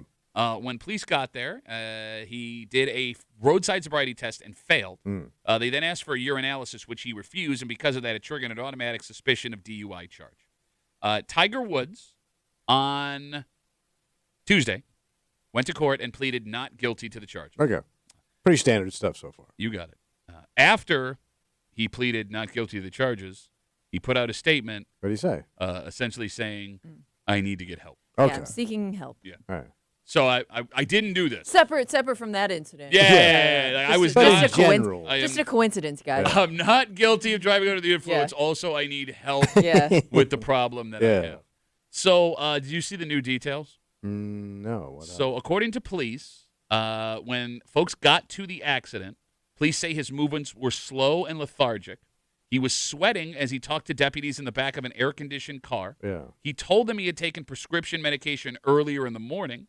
His eyes were bloodshot, glassy, and he had 2 hydrocodone pills, those are opioids, in his So pocket. those are pretty wicked painkillers. Yes. Yes. Yeah. And here's the thing. The guy But has... it's Friday in Florida, man. That's how most people go and get their scratchers. Gonna flip my car on Friday. The big question, and this is, again, what is so wrong with this whole story. Will he be at the Masters? And that's exactly it. Like, Yeah. that's what everyone Yeah. wanted to know after Right. the accident. Not, was he under the influence of something? Yeah. Is somebody else hurt? Is he going to play at the Masters? The answer is no. Yeah, so he's taking himself like a hiatus, I guess. you said? Yeah. Hiatus, yeah. Right. But I do wonder. Which he's that- also on hiatus. I got to know, or I got to wonder if that was his decision or somebody's like, yeah, you're not doing this, man. Well, no, it's There's no way you can do this. it ain't the PGA because the PGA Well, not the seems PGA, upset. but I'm sure he's got like a team of people. If If he's he got a did- team of thank you. He should get a chauffeur Thank to be you. one of them. No, I know. You're right. To drive the guy around, for God's Yes. sake. I mean, that guy's got to be a billionaire. Oh, he is a Oh, billionaire. for He lives sure. in one of the most exclusive areas of Florida. He Okay. lives on Jupiter Island. Okay. It's like the money of the money, man. And he's got a mansion on the beach. It will forever blow my mind. Like, I get like a guy like Joe Andreessen, Bills linebacker, kid from Buffalo, can't afford ain't to got have- that kind of Exactly. This guy does. Like, he could have a team of 5 people drive him like security guards all around the But his name is so big, it will generate money forever. Like Elvis. You know what I mean? It'll like the Beatles. It'll always make money. Absolutely. Yes, like, bro. It's an ATM machine. It's so Yeah. funny you say that. I had to go to Walgreens last Yeah. night. Behind the counter at Walgreens, they were selling Tiger Woods bobbleheads Yeah. at a random Oh. Walgreens in That is Rochester, really New York. random. Right? Yeah. But like He kind of looked like that when he got out of the car. 252 WCMF. It's also funny to read the statements from the people that are around him. For example, the folks in Augusta, the Masters folks, Yeah. I'm sure were counting on Oh, yeah. a ratings boom and ticket Oh, yeah. sales for Hell Tiger yeah. being there. Quote from Augusta. The Augusta National Golf Club and the Masters Tournament fully support Tiger Woods as he focuses on his well-being. Although Tiger will not be joining us in person next week, his presence will be felt here at Augusta. His aura will still be Yeah. here. So please watch. But wait a minute. The only reason you're talking about him is because he flipped his car Yeah. potentially right. under That's the why you influence. had to make this statement in the first place. But, like, they're talking about him like he just blew up in a spaceship. Yes. You know what I mean? Yeah. Like, It is but I can't. He's such an icon, and to watch this icon just have one disaster after another. But don't forget, he should have died a couple of times. the here, one in man. California should have Yeah. killed him. You're right. Yeah. or at least lose his leg. Yeah? Yeah. and he's still around. And then he's won the Masters late in life. Yeah. Yeah. I mean, it's the greatest tragic story. Like, if you think of sports stories, there's nothing greater than this one. To me. in terms of like success I mean, and OJ downfall, maybe? you mean? OJ's different because He was OJ had his success early in life, and then Okay. he just became an actor. But he was still getting national television Oh, yeah. appearances. He was in the Naked Gun movies, right? yeah. He was supposed to be the Terminator, and James Cameron, the director, But- passed on him because he said he couldn't see OJ as a murderer. That's a true story. Yeah, OJ could. But yeah, I mean, him and OJ would be it. I can't think of anybody, but at his level, the amount of endorsements and the money he makes to be that successful and have this issue over and over Yeah. and over again. I guess the only other equivalent would be Pete Rose, the greatest hitter in Major League Baseball history, and his demons can't get out of his But head. here's the thing about Tiger Woods is, like, I'm sure that if he wanted to, they'd still be happy to have him back. Oh, absolutely. yeah, yeah, They're yeah. dying So to have it's him not back. even like, I mean, it should be over. He should focus on getting the help he needs and being a better person overall. But I mean, I'm sure like next year, if he wanted to try again, you might see him out there. I think about golf. Like so Tiger so dominated that sport. He transcended the sport, right? Mm-hmm. Everybody knew who this cat was. Yeah. They haven't had that person since. They've had great golfers, but nobody follows them around with the With that kinda anticipation name. of Yeah. that guy hitting the ball like him. You're 100% right. And I guess to your point, OJ getting arrested didn't hurt the NFL. No. Pete Rose being thrown out of baseball didn't hurt Major League No. Baseball. This hurts the PGA. Yeah. They need him. Now more than ever. The nation turns its lonely eyes to a flipped-over car in Stuart, Florida. I guess though, what would you say it hurts a PJ? But like, what if it went? Well, what if it was going a different way? Like he was just not what he used to be, not even showing up. But that is kind of him. I mean, he's missed cuts, hasn't he? Oh, Right, yeah. that's what I'm saying. So it could have gone that way anyways. I mean, you mean that his career would have just fizzled the way it should have? Fell Okay. flat, and he No, just kept because going with it. But it didn't happen for like Jack Nicklaus. He still shows up. That guy draws a crowd wherever he goes. He's a god. This kid is beyond that. Yeah. Yeah. I think golf fans are unique in this, Kimmy, where you don't even have to be good if you're at the course or Just you're on being TV. there. But It's he's not it's- even there like the final couple days sometimes. It's I the don't history know. of the That's what guy. I'm wondering. Like, what hurts? Does that hurt his career just as much? No. Yeah, I mean, I get where you're coming from. I do think that golf is another one of those sports where you can't hurt your legacy hanging around too long. No, I mean, because they just appreciate you being there. Yeah. You know? Well, it's because every guy wants to be that guy. Nobody wants to criticize. You very rarely hear anyone criticize Tiger Woods golf-wise. No. You get what I'm saying? No. Yeah. Like, nobody has ever said he should hang it up, No. despite the fact No, that you're you're right. right. He's having a hard time They wanna competing. see- Let's see if he can do it. All right. Well, Always a chance. just take his keys away, for God's sakes. But even at the Masters, you're going to see Gary Player and Jack Nicklaus tee off. Those guys are in their 80s. Gary Player's almost 90. And people will line up to watch a 90-year-old Yeah. guy tee off. Yeah, you're right. You could go do that at Lakeshore Country Club. No, there's nobody in Greece that's 90. It's Wednesday. You know what that means.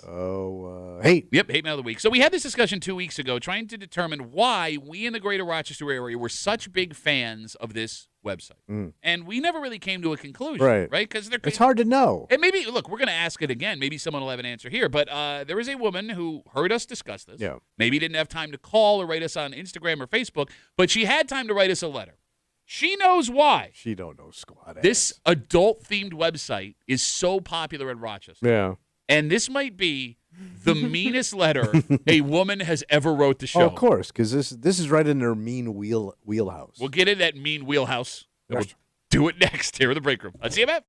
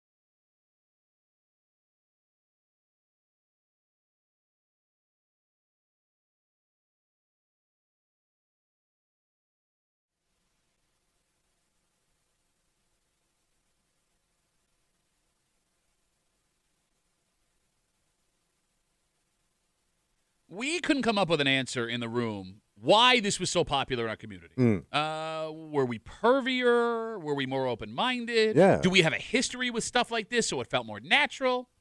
Well, 2 weeks later, we have a new theory. A woman who's going to explain why we here in Rochester like to pay to see naked people. And she does not care about anyone's feelings when she's doing it. Wow. It's Wednesday. It's 8 o'clock. It's time for Hate Mail of the Week. You're hanging out in the break room, Rochester's Classic Rock 96.5, WCMF. And today, we get back into the debate of what makes Rochester, New York, such a big OnlyFans town. Now, for those who don't know, we shared this with you 2 weeks ago. OnlyFans is a website for folks who want to sell pictures and videos of themselves, most of the time adult themed. You subscribe to each individual creator. They set their own price, and that person decides not only what you're going to spend, but what they are willing to share and how much they are willing to personally interact with you. Yeah. Like you can chat with these people. Rochester, New York, as a community, spent $3.3 million Damn. on OnlyFans last year. We ranked 32nd nationally. And for a city of our size, that's pretty damn impressive. Yeah. We're throwing it around. You got it. So, 2 weeks ago, we tried to figure out why we were so high on this list. Tommy, you theorized our history with adult entertainment might be the case. We're pretty big with the adult entertainment in this town. We had a lot of strip clubs, had a lot of dirty bookstores back in the day. Had businesses that we weren't sure actually existed, Oh, but you were convinced existed at one point. You talking about when Tommy said out loud into a microphone during that break that there was a Circle J joint that existed on Park Ave in the 90s? Yeah, and there was a lot of rub-out joints. No, the Circle J joint didn't exist. It did. It did not and exist. there was also a lot of rub-out joints. Okay. It did exist. We had a guy on the show. No, he was. Well, he said so. Must be true. Yeah, Tommy. You think a guy's going to walk in and admit to that and lie? Bro, you are such a gullible idiot. Yeah, man, you give me $5, come over to my house and touch me. But in the end, we could not come to a rock-solid conclusion as to why OnlyFans was so popular here. Lucky for us, some more people wanted to take There's another theory. Yeah, there is, Kimmy, there is. Because one woman is so confident she knows the reason OnlyFans is so big in the 585. And dear Lord, is she mean about it. Oh, okay. Actual physical letters sent through the mail telling us we suck, letting everybody know why we're a bunch of perv-ass bitches. Wow. Sit back and enjoy today's Lady Hate Mail of the Week. I know why OnlyFans is so popular in Rochester. It's because Rochester is full of ugly losers. You go out and you look around, and it's just ugly people everywhere you go. These people can't have relationships, so they have to pay money to watch them take their clothes off or have sex with other people. If you ask me, it's pathetic. I've been single now for about 10 years, and it's because there isn't a person I've met in Rochester that has what a woman is looking for. If they're successful and normal, they're gross. If they're even a little good looking, they're broke. They're weird. They want some mommy to take care of them because they can't take care of themselves. If you see a man watching or paying for adult content, you can be sure it's because he can't get it for free in real life. They don't have to try anymore. They can just have made-up computer girlfriends while real women like me get let down. Sincerely, Brooke. Bunch of ugly losers. Can't get a woman if you tried. And I quote, Your computer girlfriends, that's my favorite. quote, Rochester is full of ugly losers. Yes. Would you agree, Tommy, with Brooke, that Rochester is a town of unattractive, sad people? No, it's just a normal town of people. All right. And by the way, if you hear, I do want to point out, you've agreed with me, and I've made this point several times, that when you're walking through an airport in a big city, you can always tell which gate is the Rochester gate, because I believe you have said the same thing Brooke said about it being full of ugly losers. Yeah, we do have the fugly gate. Oh, so both of you think Rochester is full of ugly losers? I just said Rochester has a look. No, you just... We do. We have a dreary kind of We look. look dreary. Yeah. I wouldn't say... We're not perky. You know and what? we never look great when we're on our way home Who from looks somewhere. good when coming home from the airport? I don't know. You look at other gates. Better looking people. We've never had anybody from here be Miss New York. Okay, Yes, that's we not true. have. I No, think we have. Miss New York? Yeah. To go to the beauty pageant. Yeah. To go to the beauty pageant. never Hey, had. you go to yes, we've had women become Miss New York I'm from pretty Rochester. sure we have. No. Yes, of course we have. Closest we got was Penn Yan. There's no one from Penn yet is what it Miss New Are you York. saying Penn Yan's ugly? Full of ugly losers. All right. Does this woman have a point? Not that Rochester is full of ugly losers, but folks who pay for this type of stuff, OnlyFans, are only doing it because for whatever reason they can't meet someone in real life. No, I mean, there's people look at pornography for all kind of reasons. Yeah, I was gonna say people could be doing both. Just Yeah. because you're looking at OnlyFans doesn't mean you're also not putting yourself out there and dating or in a relationship. There's people that are probably happily married that also look at OnlyFans. 252 WCMF 252-9263. I mean, it is strange because there was a time. There was a time. Thank you. When folks believed adult content was for folks that lacked that connection. Yeah. Right? Like folks needed it to fill an emotional or a physical hole in their lives. But I thought we had all gotten past that point. That's very old school thinking. Yeah. Like, don't get me wrong. There are some people that I'm sure use it for that. But porn has become such a part of society. It's mainstream. I thought we all understood that people who used it were looking for more of a momentary escape or a stress relief. Yeah. More so than like a connection with Especially someone. for men. Unless this OnlyFans blowing up the way it has means that people have wanted that actual connection, and that's why it's so popular. I mean, I thought for OnlyFans, a lot of it is they're looking for something specific for somebody to do. Okay. And you know what I mean? Okay. And that's the allure over just looking at straight porn where you can't interact with. All right, let me ask you this then.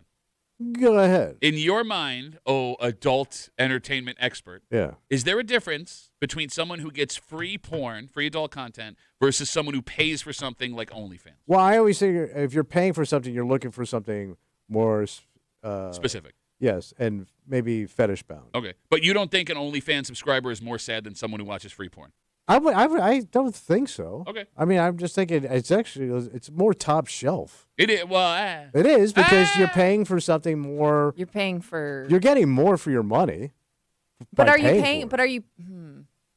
But are you paying because you feel like it's giving you a false sense of a connection? Does It that make could. it sad? oh, look, Like- Brooks in the room all of a sudden. You're all ugly and you No. all have fake girlfriends. I'm asking in the way like you would view somebody that pays for something that, to your point, you could look at for free. Like what else? Why are they seeking that next level of pornography? Because you could get them to wear what you want them to wear, Right. what you want to see them. You Okay, can get you them to could- say what you want them to say. You can customize it. Super customize it if you're willing to So pay you for don't. it. You think it's more that and He not makes so it much. sound like a PT Cruiser. You think it's more that and not so much like a lonely factor. I mean, yeah, I mean it could be, but I mean, like people use pornography like an appliance. It's a good way to put it. Mm. Just You don't know, stick the your toaster you know- makes toast. Do you like it burnt? Do you like it, a little brown on the edges? Some people just like a little brown on the edges. Wrong some people, way to put that. Some people like it really dark and crispy. Wrong way to put that. I mean, Kimmy, Butter it up. do you look at someone who watches free adult pornography? I'm sorry. Do you look at someone who subscribes to OnlyFans as sadder than someone who watches free porn? I think that OnlyFans itself, like if you're subscribed to OnlyFans, like I get like the sexual satisfaction. I guess like you could take it to a level though where it does start to look like you're seeking a connection, or it's like it's like the guy at the strip club that thinks the stripper is his girlfriend. That's like You know that's what I like mean? 80% of guys. Yeah. But I'm saying, like, you could take it to that level of OnlyFans where you think you've developed this connection with somebody and they're just taking your money. But the You strip know? club is a great analogy because that's what a strip club always was, right? There was guys that took it seriously. There was guys that just went in Right, there for right. fun. I think there's different levels to OnlyFans. I knew guys that went there by themselves and just sat there and stared at those girls. I mean, but there was you had bachelor parties coming. I mean, it was all types of people. 252 WCMF 252-9263. Hate Mail of the Week, talking about the story we had 2 weeks ago that Rochester as a community spent $3.3 million on OnlyFans last year, the 32nd most in America, and for a city our size, doesn't add up. That's big time, buddy. So Brooke writes us a letter explaining why. She says, and I quote, "It's because Rochester is full of ugly losers. That's why we're doing this." You know, it's funny. We're sitting here waxing all philosophical about OnlyFans. You don't have an OnlyFans account. No. Kimmy, you don't have an OnlyFans account. I do not. I signed up just to see what it was like. That's what Says they all every say. guy. Because it I just research. Well, no, I 'cause- just had to do some It's for my important job. research. Well, no, I did. It's funny. I even went to my wife and I'm like, I am doing this for work right now because we're talking about it tomorrow. But like, I've never like subscribed to anything, so I don't but even. here's the thing. I don't think it's when you hear this woman talk, she thinks people that look at this stuff are not normal people. Mm. She looks at them as oddballs and freaks and sad. And I disagree. I think you can have an OnlyFans account and be a normal, functioning adult that just likes to look at this Look, stuff. I want to agree with you, but you're also a freak weirdo. So like that coming out of your mouth doesn't really help the cause. Right, there's me. And then there's normal guys. Like the guy that sold you insurance could be the guy that also has a little kink for this stuff on the side. Who cares? It doesn't affect his day. It doesn't affect his love for his wife or his kids. Look, I agree with you, but apparently not all people believe that. Well, I know women get a little weird about this stuff. Pornography. Yes. Okay. Especially my generation of women. Yeah, it does seem like it's changing as but like my generation of women still think of it as murder. If they catch you looking at it, you could be stabbing a puppy or looking at that. You will get the same reaction from your lover. 252 WCMF. I see you guys on hold. We'll get to you in a sec. Frank writes us on Instagram. You brought up the Frank the Yank? Oh, that's Yankee Frankie. You only get that here, folks. That wasn't that bad. I followed it up with Yankee Frankie. That was awful. Awful. Awful. Duffy on WCMF. Better more on my OnlyFans account. Shut up. Duffy on WCMF, easiest way to get us. You talked about the history of adult-themed entertainment here in Rochester. Frank writes, back in 2000, there was a house over off Hudson Ave that was used for adult films. I used to have to go there and fix the internet quite a bit while I worked at Spectrum. Yeah, Frank, fix the internet. 252 WCMF. You said Rochester has never had a Miss New York. Yeah. Mike's on CMF. Hey, Mikey, how are you, buddy? Hey. Hey. Hey, Tommy, wasn't the girl from East Rochester that was on Playboy? That's not Miss New York. Wasn't she Miss New York? Yeah, wait, you're talking about Julie Cialini. Julie Cialini was Playmate of the Year. But she wasn't Miss New York. That's harder to do, I'm just saying.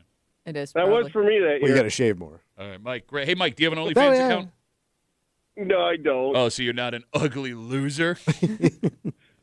Just a loser, but not ugly. All right, whatever you say, you're still ugly. Mike, thanks for the call, buddy. There's no way a guy with that voice is not ugly. Yes.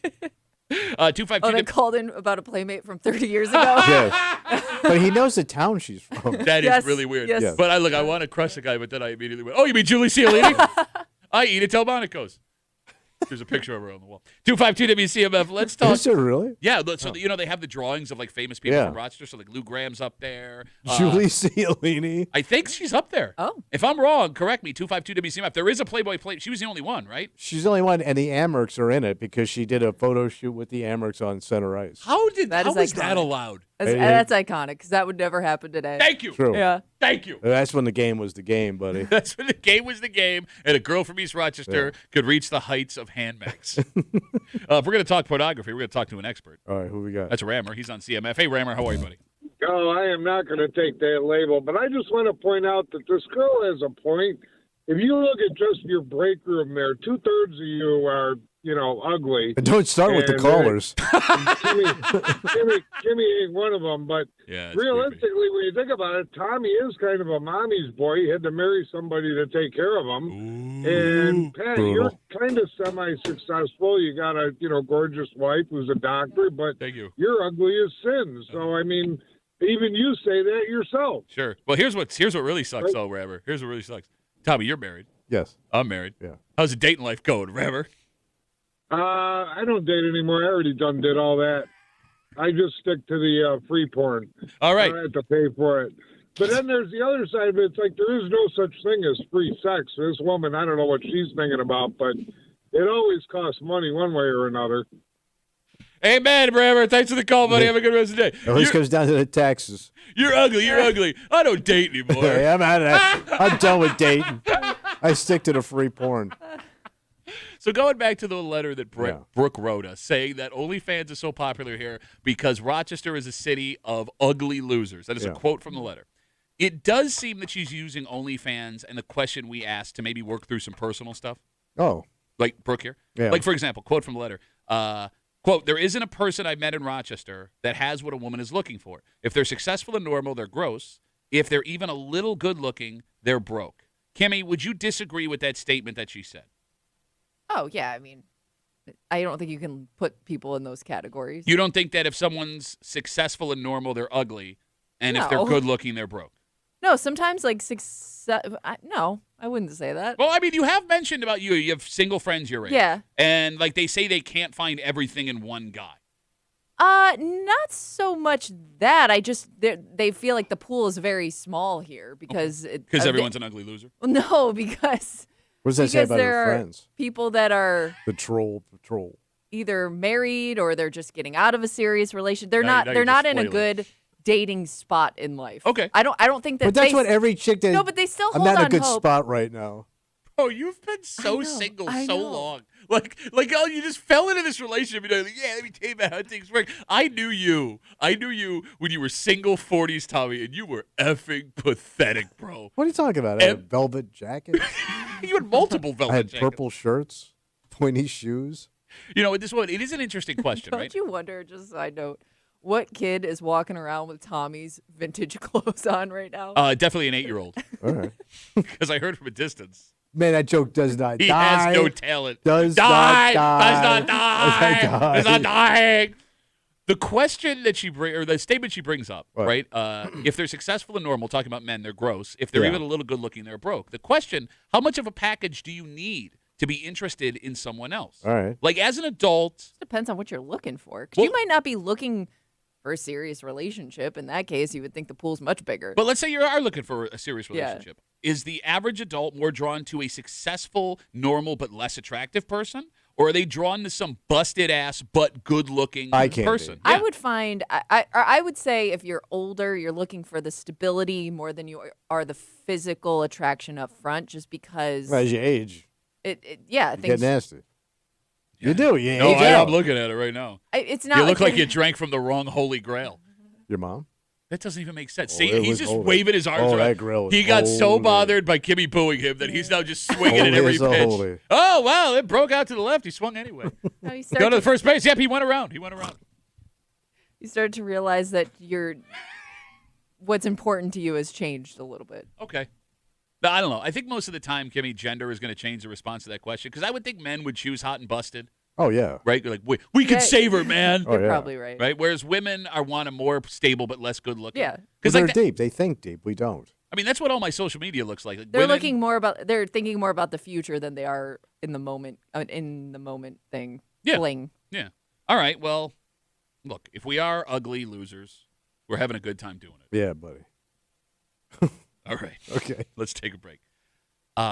It's easy to crap all over the younger generation. Oh, yeah, it's fun. And I get that every older generation does it.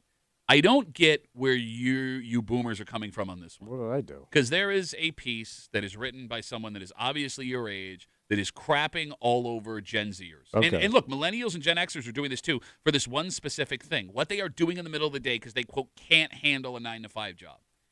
And one, I'm surprised you want to pretend like you guys didn't do this when you were working. And two, What the hell are they doing? this actually sounds like the smartest, healthiest thing you can do in the middle of the day. For your body? Yes, and Oh. your mind and your Okay. well-being. And we'll tell you what it is All right. next here in the break room on CMF.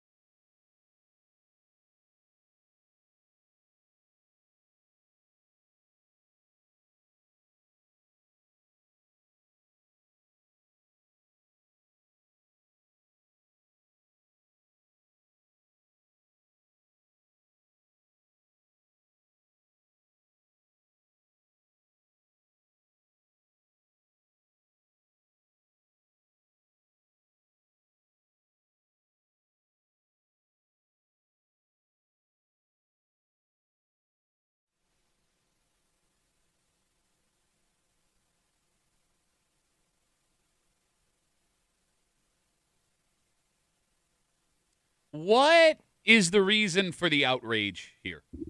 Why are they raging? Well, look, crapping on the younger generation, it's fun and all. Oh, right? it's a ball. But this seems like something we could have all benefited from if you're not willing to admit you were doing this. Okay. I assumed most millennials, Gen Xers, and boomers did this at their job at some point. And when you really think about it, doing this in the middle of the day might be the most efficient and healthy use of your time. Oh. You're hanging out in the break room, Rochester's Classic Rock 96.5, WCMF. We'll jump right into it. What happened? There is a story in the New York Post this week, and it's a typical hit piece, Gen Z sucks, and here's why. I'm assuming it's someone your age that wrote this story. Yeah. The story talks about how the newest generation of the workforce, Gen Z, can't handle the 9-to-5 grind. They're too soft. Can't deal with it. All right. And proof of that is in a viral video from a guy in New York City. Every day on his hour lunch break, instead of grabbing something to eat, this Gen Zer spends $15 for a movie ticket. And he goes into the movie theater and he takes a nap. Oh, okay. Recliner movie theater, noise-canceling headphones, sweet 45-minute power nap in the middle of the day, sets his phone alarm, wakes up, goes back to work. All right. And the story goes on to talk about the rise of nap pods. You're familiar with nap pods? Yeah. Okay. So there are businesses that are now opening up that are just storefronts where you can walk in and buy a nap in these nap pods. They have them at some airports, too. Right? You got it. Yes. So you spend X amount, you get X amount of time in the pod. And the writer is crushing these kids. They're not tough enough to do the jobs we did back in the day, and these soft kids don't know what hard work is, and they can't even make it 9 to 5 without having to take a nap. And what I don't understand is why this is something you're criticizing them for. Also, they didn't invent the nap pods. Thank you. Yeah. Thank you. But Kimmy, Yeah. this feels like a genius move to me. I mean, I kind of always thought, listen, hearing all those stories you old guys tell about places like the secret spots at work where you used to sleep. I mean, let's say maybe you weren't napping, I was king but you nap. definitely weren't working I was at the also, time. Yeah. Wait, you were rubbing one out in the grocery store? I On the told you. toilet paper? Not on the toilet paper. I wasn't putting the roll back in the case. Didn't you say you used to sleep on toilet paper, like packages? Yeah, so like what we used to call the paper section, those were the softest cases. So you could like open them up and use them for like a pillow and stuff. And I'd make a cave back there and take a nap. And you'd rub one out on. Yeah, but I did not on the actual product. I don't think. I think you think it's making it better, and it's not. What? I was taking a nap. Could you imagine buying some Charmin that Tommy batched on? Well, they did. Yeah. Please don't squeeze a Charmin because Tommy batched on it. I took a hell of a nap though, bro. Okay. Between that and the guys that would admit to seeing a full-length movie on the job, like, how did you work that out? Like these Gen Zers here that are taking naps on their lunch break. It's not like they're stealing time from the company. Yeah, it is their lunch break. So what's the difference? Yeah, and it wouldn't matter to me there. It's how is taking a nap in the middle of the day not a more efficient use of your time? Because you're rested, you're ready, and you can go take on the rest of your day. And like the funniest part of this article, to Kimmy's point, is the author pretending that the midday work nap is a brand new concept. Yes, right? You just admitted to taking a nap at work. Yeah. Kimmy, have you ever taken a nap on the job? Yeah, and I was taught, it was a part-time job I had as a younger adult, and I was taught how to do that by the older generation that worked there. Okay. Like, if you have the opportunity, why would you not take a nap at I would your definitely job? take it. Okay. And you only work 4 hours. Yeah, but again, straight through. So my old man, he was a salesman his whole life. Mm-hmm. So when we moved to Florida, he was selling out on the streets, and he used to go to the movies. Okay. He used to bring his bathing suit and a towel, and then go to the beach. Okay. While he was working. And this was the early 1970s. Oh, and he'd also drink and go to lunch. Here's the thing, man. You want to do that? Great. But he was still a number one sales guy. Just don't criticize the kids for doing the exact same thing you're doing. But here's what my father will say. I had everything buttoned up before I did any of that. I'm sure he did. My business was locked up before I knocked off. In the middle of the day. Oh, yeah. He locked... at noon. Got all those sales calls in, did you, Mike? 252 WCMF. 252-9263. Story of the New York Post. It is just a typical like boomer hit piece. Yeah. Here's why the generation after me sucks today. And they talk about this video that went viral. It's a Gen Z employee in New York City. On his hour-long lunch break every day, he goes to the movies. He spends $15 on a ticket. He goes in the dark room, pulls the recliner back, puts in noise-canceling headphones, and he takes a nap. Well, I forgot those fancy new seats they got. Bro, you're out immediately. Yeah. And they talk about nap pods in the story and how this is proof that Gen Zers are too soft to survive in a 9-to-5 workplace. Our ability to disappear while on certain jobs you can't do today. You're talking about their you mean their ability to do their ability, now. and even still, like some of the places I remember working at like years ago, like yeah, you could walk out and nobody would know. You're a ghost. Yeah. Back in the day. 252-WCMF, 252-9263. We'll get to the phones in a second. We got Instagram messages coming in. Lady Chud Muffin writes us. She's saying. Duffy on WCMF. This is why work from home is awesome. I work 8 to 5, but when I work from home, I start my day at 7:30. Some of my work from home days, I'll take a 45-minute or hour-long nap in bed in my office after lunch. It's so relieving, gives me the boost I need for the rest of the day. I mean, yeah, why would you not? Yeah. Why would you not? I mean, obviously, there's certain jobs you just can't do it. Really, like what? Construction. Okay. Yeah. You don't think there's dudes finding places to sleep on the site? I don't know how you could. 252-WCMF, I know you're out there. Really? Are you serious right now? You're going to overlook a man's ability to find a place to take a nap. It might Let's not say- be as common, but I'm sure there have been people out there that made it work. Like, if I say you're a roofer, where are you napping? On the roof? Your car? You're gonna lay on the other your side? truck. You run to your car. No, but like sneak up, like. All right, so maybe we're having two different discussions. I'm not saying taking a nap on your lunch break. I get what you're saying. I was sneaking off Yeah, and nap. no, I get. You don't think there's the ability for a guy to be like, oh, I'm going to go take a leak real quick, and then he's gone All for right. 45 minutes? All right. Can I tell you a story? No, I love a good story. This just reminded me. So my dad worked for the Gates Police Department. Yeah, the cop, you can't stop. I grew up in the town of Gates. Crime don't stop, baby. So because my dad lived in the town where he worked, Yeah. our house kind of became like a cop clubhouse. Like, I'm not exaggerating. I thought every house until I was like 10 years old had 3 cops watching college football every Saturday at all times. Oh, I thought you were going to say disappointed. fan. I remember one summer vacation. Yeah. Like, the door was always open. So, like, there would just be random cops. Yeah. Like, you'd come in downstairs and there'd be a cop there. I come downstairs from my room, and there was a police officer asleep on my couch. Oh, no kidding. Like in uniform? Yeah, one of my dad's. Yeah, Yeah. TV's on, and he's. I mean, like revolver on his And, head? bro, he is full cop regalia, and he is asleep on my couch. Just like he must have been watching football, Yeah. waiting for a call, and he nodded off on the family couch. And I remember, like, hey, I don't want to say the guy's name. Like, hey. 252 WCMF. Let's talk to Ben. Hey, Ben, how are you, buddy? Pretty good. How you guys doing? I'm going to go bud. take a nap. Yeah, me too. So, You can called we us. talk about all the boomers that worked at Xerox and Kodak that ruined those companies with all the BS they pulled? Well, I would argue the greed of the owners and CEOs and stuff did it, but I get the A lot point of you're trying to theft, make. too. Yeah. Also, I don't know if I should mention the company. I There's wouldn't. a Yeah. factory out in Williamston that I worked at as a temp.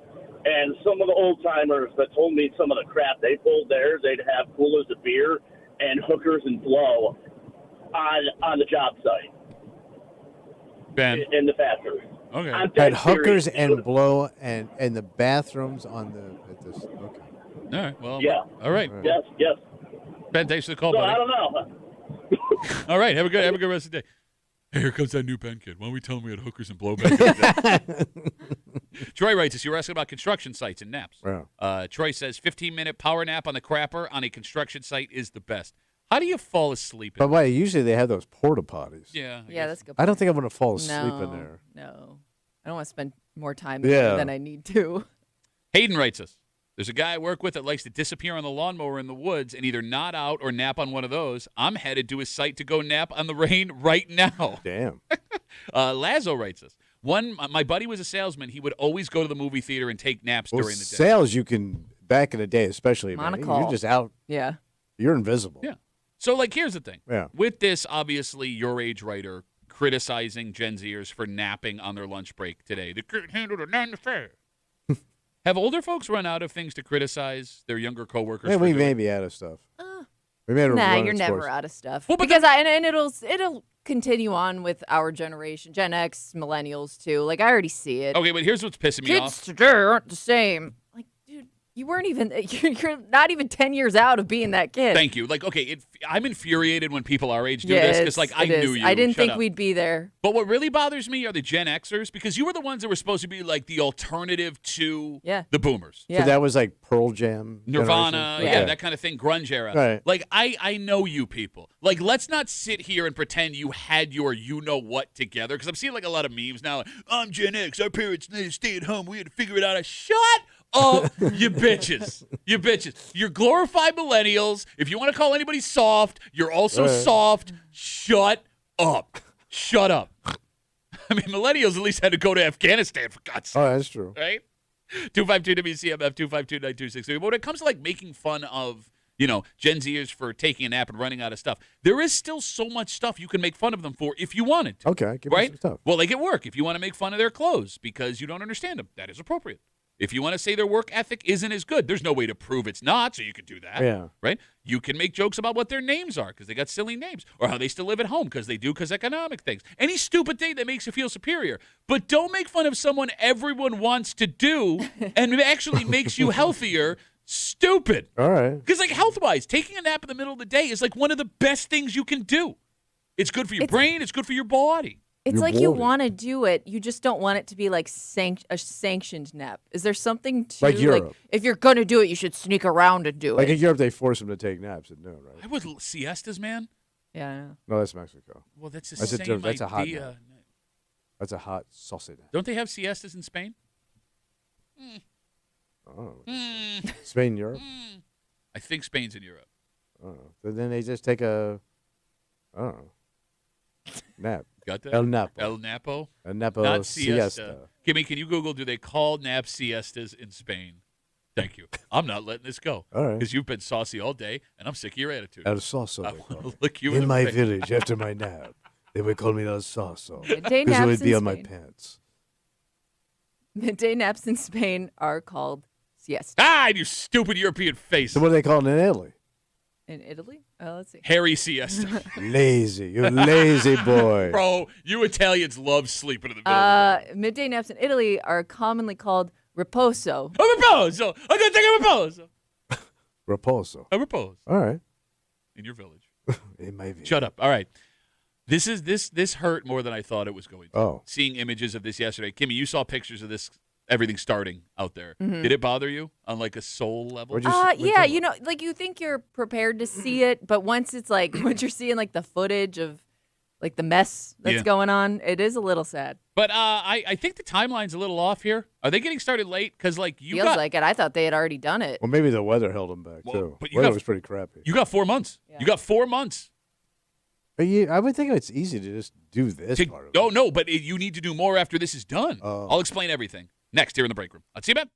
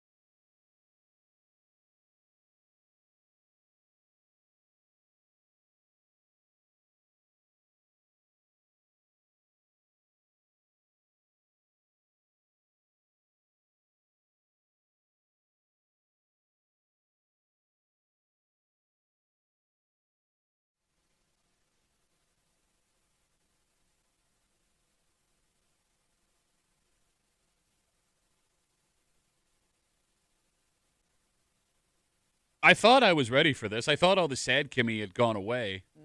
I'm not ready for this. Oh. Because, like, just images of this happening yesterday Yeah.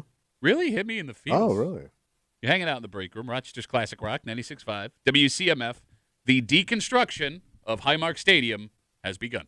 And this bothered you emotionally? Yeah, so They're starting to take it apart like piece by piece. But I mean, I can understand what Kimmy would feel like that. You have been through this What do you mean? with your family.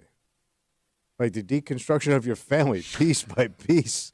I would think this is like just watching your old childhood home be taken apart. Wouldn't that hurt him more then? I don't know. So yesterday, there was some photos and videos. They're taking the seats out of the stadium. Yeah, I saw. Yeah, And, like, some of the, like, nuts and bolts and pieces of broken seat are just, like, strewn across. You just see, like, the wreckage. But I'm not ready for this, man. This sucks. This really – don't shut up. It's going to go fast. Once they start, this thing goes quick. Okay, so it's interesting you bring that up. I am curious, 252 WCMF, did anyone else have that emotional reaction seeing those pictures and videos yesterday of the stadium coming apart? So how long is it going to take them to bring this thing all the way down? I bet you less than a month. Okay, because it would have to be very fast. Kimmy. Because once they get going, I mean, it's easy to take something apart. Right, but when you've sold so many pieces of it individually, I mean, that has to slow down the process. But they're doing that off-site, right? No. But they still have to take it all out. And I would assume, especially with the seats, they're taking those out individually based on the people that purchase them. Right? Yeah. Like, for example, I bought my 2 seats. Yeah. We talked about this a couple When are you months ago. supposed to get them? So they told me it was in the spring, and I thought, like, March, April. We're in April, so am I going to get my seats by the end of the month? I bet you. I bet you. What are you, from Minnesota? I bet you. It kind of feels like they're behind schedule. Yeah. Oh. And that's, I mean, we did have some crappy weather. That might have held them up a little bit. Yeah, no, it's really hard to break something down in the snow.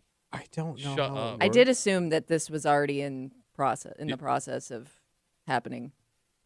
So, like, we're in a tight timeline all of a sudden. Yeah. Opening day is in September. The Bills are going to have opening week at that new stadium. Like, you're going to have a primetime game, I would assume, in the new stadium. Bills hosting Big somebody time. exciting, right? Okay. Yeah. So you need to, before the first week of September, Yeah.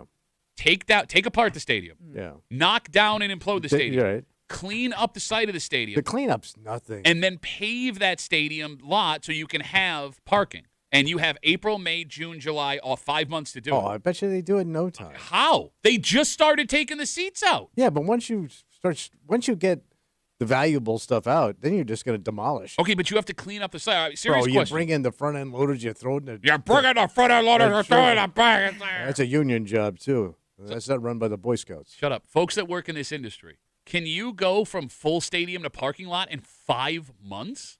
Where I could be standing there cooking, grilling. You won't even know Well, I there mean, was I a guess- stadium there. Think about that. Yeah. Well, it's also in the ground. You got to fill it in. It's dug in. Yeah. No, you're not listening. Yeah, I get it. Yeah. But some of that's just backfill. They'll put a bunch of What, your mom's going to be there? That's so cruel. Yeah. I'm trying to support you right now. Spilling out.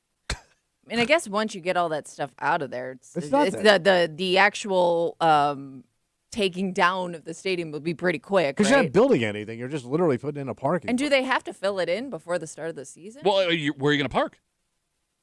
Well, I mean, Slowly. the same Whoa. places everybody. But, I mean, What do you look- mean? Like, I mean, the new stadium has already been in progress. Everybody's found places to park. I understand. Here's my concern. Like, Yeah. if you're inconveniencing people for the last 2 years of the stadium, that Yeah. makes sense because the argument is we're building this new stadium. I would have thought debuting this brand Mm-hmm. new beautiful stadium, you would want everything to be in place when opening Bro, day it'll happens. be landscaped. You won't even know there was a goddamn stadium there. I'm telling you. That's going to be weird driving down there, Kimmy, for the first time, and that's not over there. It is really going to freak me out. Yeah.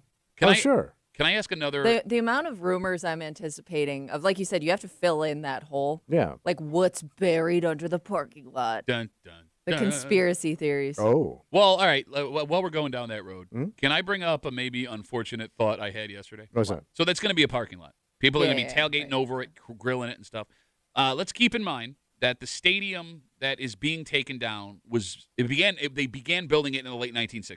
Yeah. And like some of the material that they used, probably not what we would use today. Because Not great for your health. yeah. Yeah. But I thought they ripped a lot of that out. I mean, how do you get stuff out of the? But back in the day, they maybe had them take like the asbestos and stuff like that. You know? Sure, I don't know. I mean, who knows what the hell they used to build that Yeah. stuff? Like, do I want to stand with a hot grill over where that stadium used to be and eat the hot dog. I'm cooking with the heat coming off You of the sat ground. in the stadium for all those Oh, years. you're thinking that the soil would be toxic underneath? All right, so there's a story that just happened in Brighton, and forgive me, I don't want to get it too wrong. They're trying to build new athletic fields, and they did a soil test, and they found that there was like an industrial business that was there. It wasn't safe. And it's not safe to build there. Yeah. And now they have to find a new way to do this whole thing. I don't know, man. I cannot imagine a football stadium that was built in the 1960s. They're not going to find something? Oh. No? Well, Am I wrong? Am I stupid? Well, they'll Move it bury all, it, I don't though. know.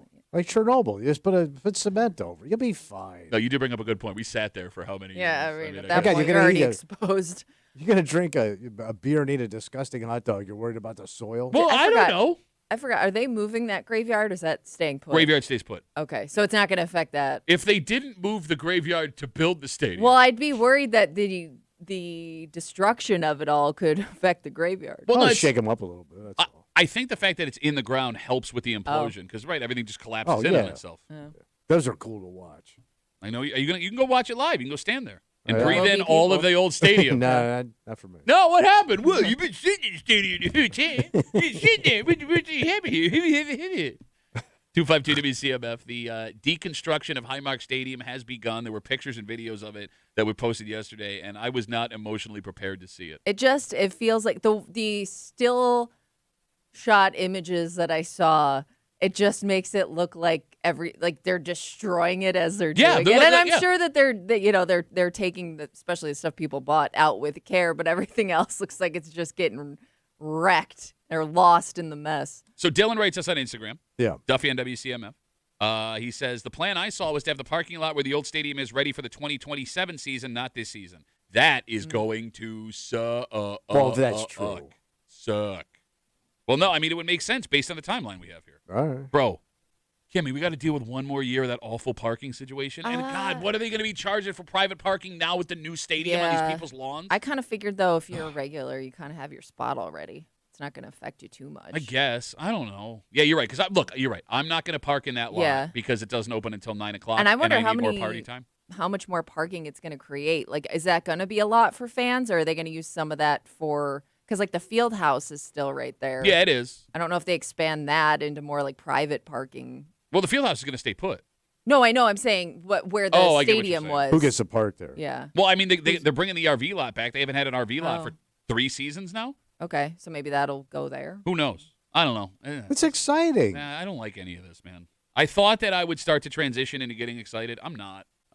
It's It making gets uglier and uglier as it goes along because once they bring in like the cranes and stuff and they start Yeah. really ripping up the guts of the stadium, the stuff you recognize that they're just crushing and smashing.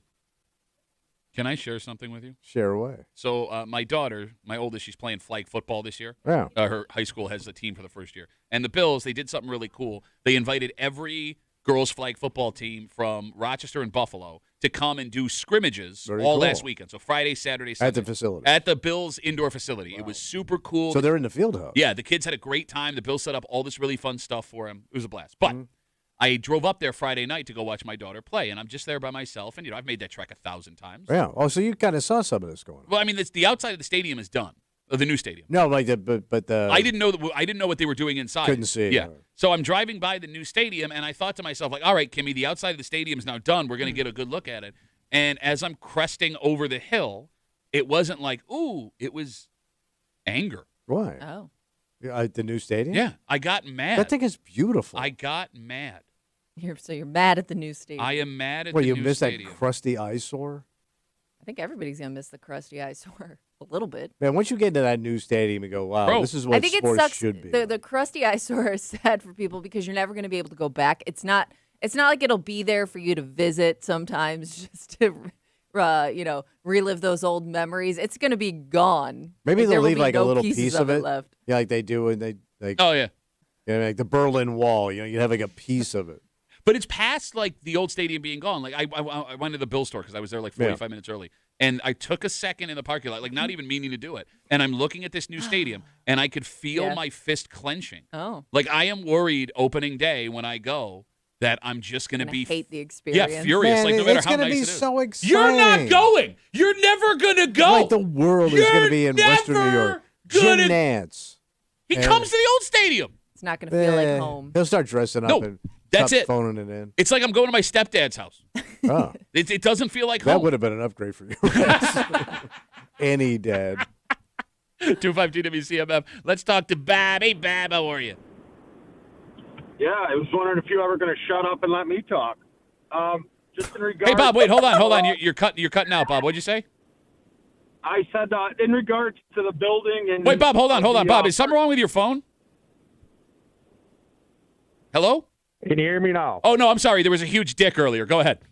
Oh yeah, that was me. Sorry. I was just. Never mind. What a puss! He hung up. What a puss! Still don't talk to your stupid show anymore. Hey, I was wondering if your talk show would shut up so I could call and say something. You do that anytime soon. Only for him to hang up. Oh, what a bitch. All right, let's take a break. There is a scandal that is happening in a school district northeast of us. How bad? I'm going to let you decide. Right. Because there are people that look at education today. Yeah. And they look at the kids that are not succeeding. And they go, you know why? What's that? Not enough discipline. Okay. No discipline. Gotta And crack an ass. if we brought discipline back, that would change things. This is what I believe an old school form of discipline. Well, you know, that's what it was when I was coming up. Mhm. You got the old school punishment. But here's the thing. Kept you in line. This has nothing to do with putting your hands on the kids. Oh. This, I think you could argue, is actually more cruel. Really? Let me put it this way. I don't think I've ever heard in the history of education something as cruel as this Is punishment. it legal? Like psychologically cruel? Yeah, and it turns out it's not, and that's why it's become a scandal. We will get into the story, and we'll do it next here in the break room. On CMF.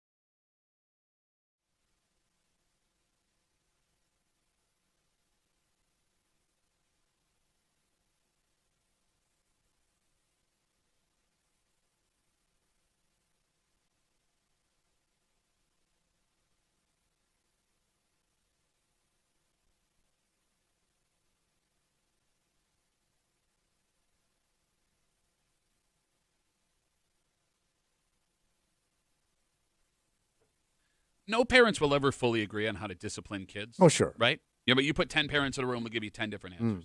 And I think this is proof of it. Got to be honest. Not entirely sure how this school district thought the community would react when this eventually got out. Oh.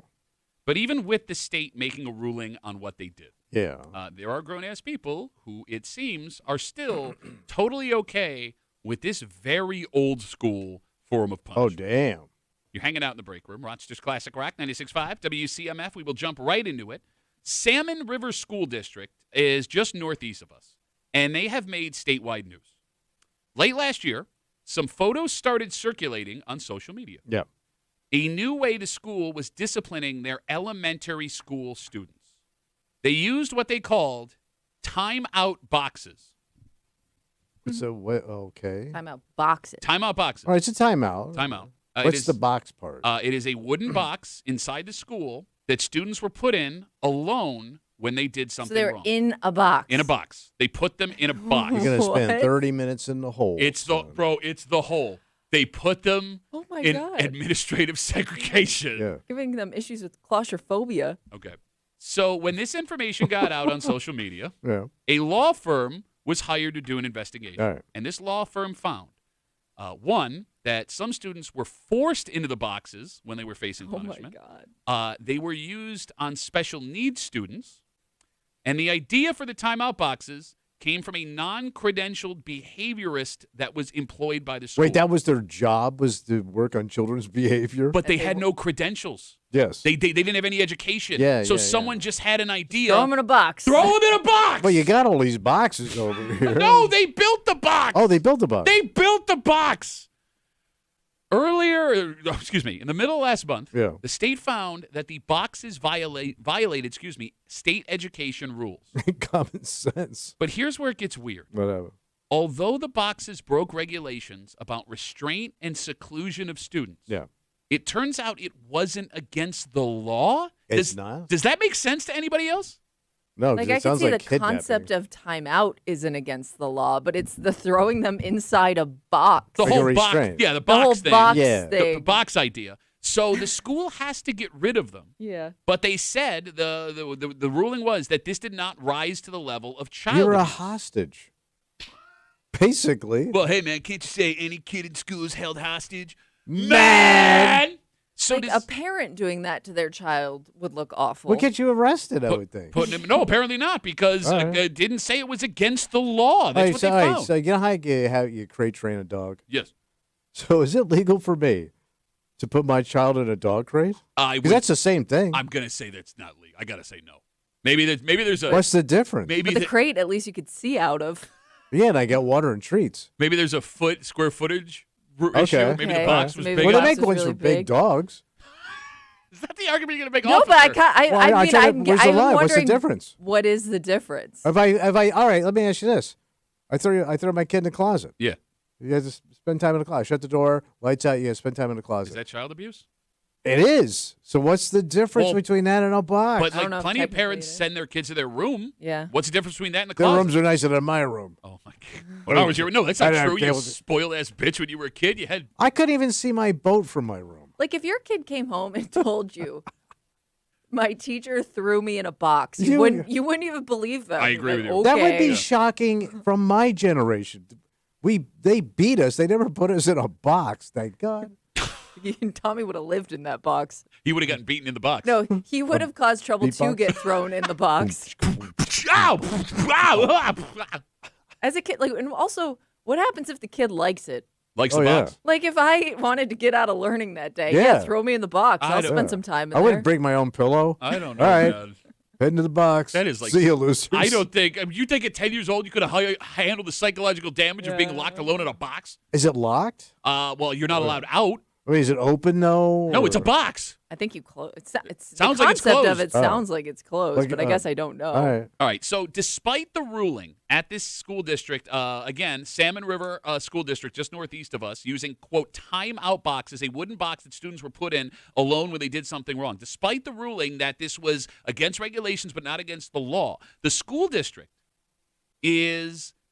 Okay, so I'm sorry. Let me try this again. There are a lot of parents that are pissed off. They Yeah. want more punishment. Yeah. But the school district is also getting a surprising amount of support From who? adults statewide who think this story is BS. That they believe this is a great way to handle kids that are misbehaving. Until their kid's in the box. I don't know. Maybe their kid needs a boxing or two. You got to be so sadistic to think that this is a good idea to throw a kid in a box. Especially a tyke. Well, especially you said Elementary special school. needs kids So it was too? elementary school kids, and they used this for that's special horrible. needs kids. Yeah, and special need kids? How are you not arrested? Yes. It was not against the law. It was not against the law. I think we need to open up some of these law books and actually read them. Don't put a kid in a box. Yes. Matt writes us, he's got a question, Duffy on WCMF on Instagram. He asks, did the box have a top? Does that matter? I think there is okay. It's bad both ways, but at least if you're not enclosed in a dark space, I think that Okay. makes it a little better. And that was my point. Is there a door to it? Yeah. Is it locked? Is it open? Is it just an open space Is and it like you're a inside cubby? a box? If the kid's not allowed to come out, it's locked. You get what I'm saying? Whether there's a physical lock or true. not, I don't know I how it's stuck in the understand, box. but there's yeah, okay. Like we're look- going back to the crate idea. I just can't wrap my head around how the person who came up with this idea did not see a problem. Because it's essentially And somebody had to sign off on it. the whole district did. Yeah. Like, it's solitary confinement. The state has laws against solitary confinement for convicted criminals. Yeah, that's true. Also, with this idea, you don't present it to the community before you roll it out. Like, hear what they have to say about it. Because I would guess if you did that, based on the reaction. Put the box on the ballot? Ballot box. Okay. You probably would have heard what most of these parents in the district are yelling about now. Teachers probably felt uncomfortable doing that. Yeah. I would imagine not all teachers were on board with this concept. Yeah, you'd flip out. But I guess as a teacher, you wouldn't have to use the box as punishment. There I could guess be- you don't have to But use it, but the knowing that second it's you there- saw somebody using it, and it'd it's be shocking. Even if it's just an option in a memo. Oh, my God. Whatever. Okay. You seen a box? So Rhiannon writes us on Instagram. Rhiannon. She sent a picture of what she believes is the box. This is from the Albany Times-Union, which is right. It's a little further than where it'd be. It looks like a plywood box. It looks like it has a roof on it. There looks like it looks like a slide across. Like, oh my gosh! Like Go to Arkham the door. Asylum. No, like Are there holes to breathe out? Oh, it's a crate. Gee, you're right. It is a crate. It looks like you get a grand piano in that. Yeah. Oh my God. I can't imagine what that would rent for in New York City. I bet you $4,000 a month. I wonder. And you'd be lucky to get it, Pat. Even with the spankings. I wonder where that box was placed because it's in the corner of a classroom. But you're gonna hear that kid, like any kid that's shoved into that box is gonna make all the noise they possibly can. Well, then you're gonna get more time in the box. So. And think of how distracting it would be for other kids to see this whole thing go down. No, but I think he's right. You want to make noise, you'll just spend more time in the box till you find out how to be quiet. Well, nobody's learning that day. Mark writes us, Duffy on WCMF, easiest way to get us. He says, when you were a kid, wasn't having a brand new box one of the greatest things you could have? Well, yeah, you ruined that. Anybody in the neighborhood who got a refrigerator or dishwasher, you always look forward to someone in the neighborhood getting a refrigerator or dishwasher, and it was just awesome to hang out in. Yeah, but that was my box. Yeah. I could decorate it how I But wanted. yeah, those were forts more than boxes. Yeah, exactly. There are lots of spaceship. There are many boxes, but this one is mine. Hmm. I don't know, like, I would argue this might be the worst punishment at a school I've ever heard of in the history of schools. 252 WCMF. It's just the most shocking. Well, like, I mean, look. Because I've never heard, you hear parents and older people like argue for like spanking and all that, like the old school punishment. But I've never heard of like this psychological torture. Yeah. Thing you do to prisoners. All right, I'll ask this in all seriousness. 252 WCMF, with this timeout box that was being used in a school district northeast of us.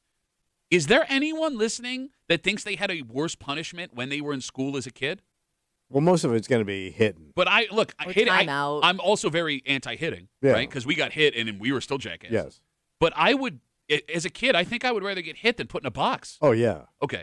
Because if there is one major generation difference for adults, it's the punishment you got in school. Because you came from the corporal punishment generation. Oh, yeah, they whip your ass. Kimmy and I came from the suspension generation. Yeah. Now it's school removal or in-school suspension. Like, shame was a big part of everything all the way. Education. Well, yeah, right? Yeah. Like, just in different ways. Like, okay, if we're talking about just what we had to deal with here in the room, what was worse? Was it the suspension or the corporal punishment when it came to the shame you got from school, the punishment you got at school? Well, it was the punishment, the spankings and stuff, and the hits, because they did it right in class. Oh, they would hit people in front of. Oh yeah, especially military. Oh, yeah. I always thought kids got called down to the principal's office and got hit. I remember this one kid the teacher knocked him out of his desk. He was a big kid, and knocked him out of the desk, and then dragged him to the front of the class, and then pretty much manhandled him in front of all of us. Jeez. And we were still jackasses. Because we were just laughing at the kid getting hit. Yeah, because everybody that calls a show that advocates for corporal punishment is always a jackass like us. Yeah, and if it didn't work. If it didn't change your attitude, all you were doing was just abusing kids, right? Yeah. You know, the suspension thing, Kimmy, as when we were in high school, always made me laugh. Like, kid doesn't like school, kid acts out, so their punishment is to not have to go to school. I do remember we had in-school suspension. But again, it was just like you'd send kids to a different room. I got 2 weeks out of school. Of suspension. And I had to go home. Yeah. And then my father and my mother took a boat trip. Most of the and time. we went fishing in the Bahamas.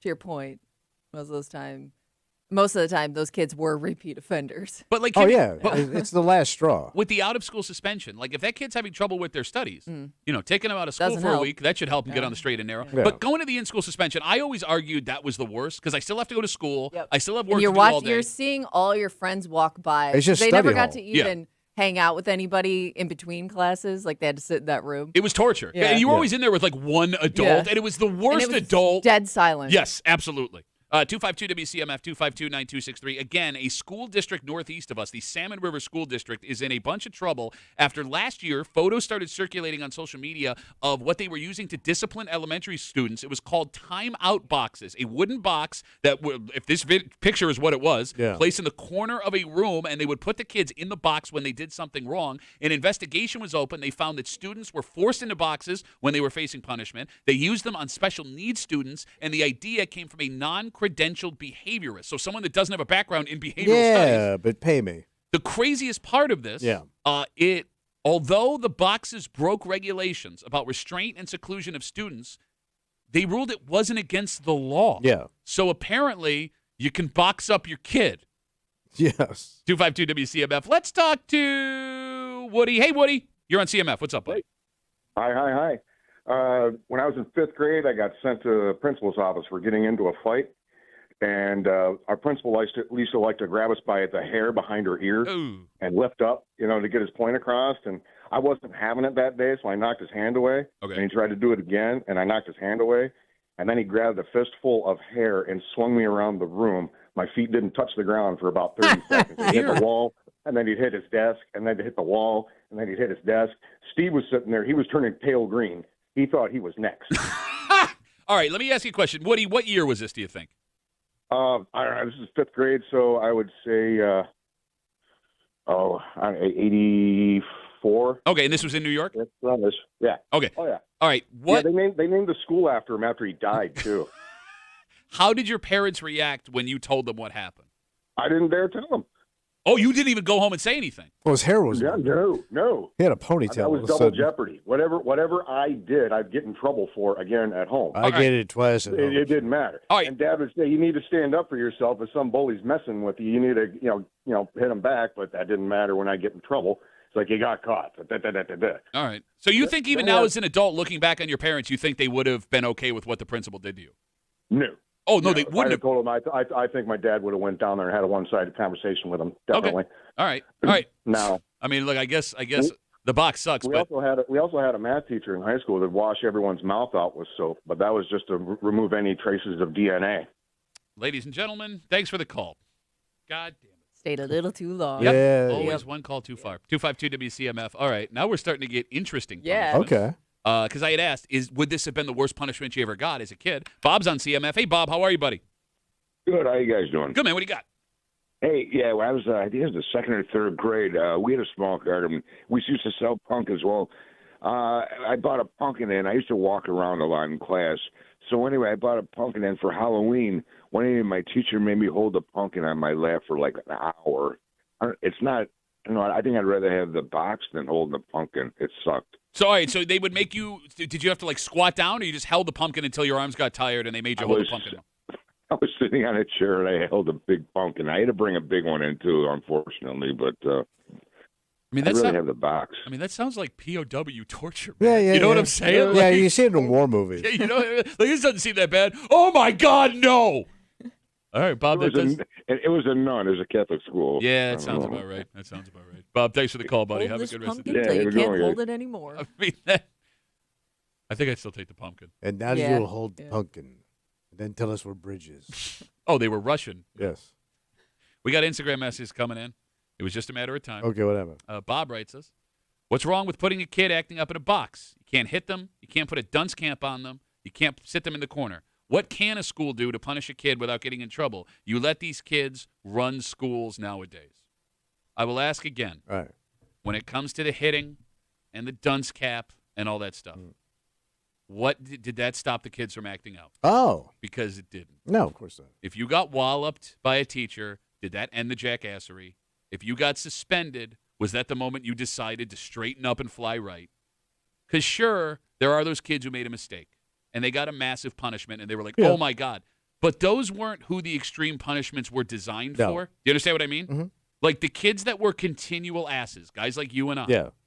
That stuff was never effective in the first place. Bad grades, threats. They would, take your sister away and hold her hostage, all that stuff. That wouldn't have bothered me when I was a kid. Take both of them. Yes. We'll wrap it up with Mark, 252 WCMF. You know, we were talking about you're the corporal punishment generation. We were the suspension generation. Yeah. Mark is on CMF. Hey, Mark, how are you, buddy? Good morning, guys. So, in-school suspension is probably the reason I ended up graduating from high school. Why is that, Mark? And also, talking about the corporal punishment thing, when I was in grade school, like 5th grade, I was put up against the wall by my collar a few times, and it didn't help, believe me, because all through high school, That was a school without walls. I was an a-hole, and I spent a lot of time in-school suspension. And again, if I didn't spend all that time in-school suspension where I did nothing but had to do your work, I would never have graduated, guaranteed. All right, so is in-school suspension the best of all these punishments that we've talked about? I think so, because there's a monitor sitting there in the room with you. That's always the lowest teacher, man. 100%. It's never a teacher, by the way. It's always just an employee who works at the school. I still remember the face of the woman in Gates Child Or Middle they had to School. take shifts. I vaguely remember teachers having to take shifts in the in-school suspension room. It's funny. Hey, Mark. I'm sorry. Go ahead, buddy. Go ahead. There were shifts, and, some of the teachers would let you sleep. Some of them, no way. You had to stay awake. It depended on the teacher and if they liked you or if you were, in their good graces or you were an a-hole. It all depended, I guess. Well, Mark, I'm glad you made it out, buddy. Thanks for the call. I appreciate it. There goes in-school suspension, Mark. Kimmy, to your point about, watching your friends go throughout the day. So the in-school suspension room in Gates Child Middle School, it was like this big room that was attached to a door that went to the library. Oh. And everybody had library time during the day. So there would be some point where the class you were in would see you were in school suspension, and it was like a fishbowl. Yeah. Everybody would stick their faces at the window. Yeah, And be like, oh.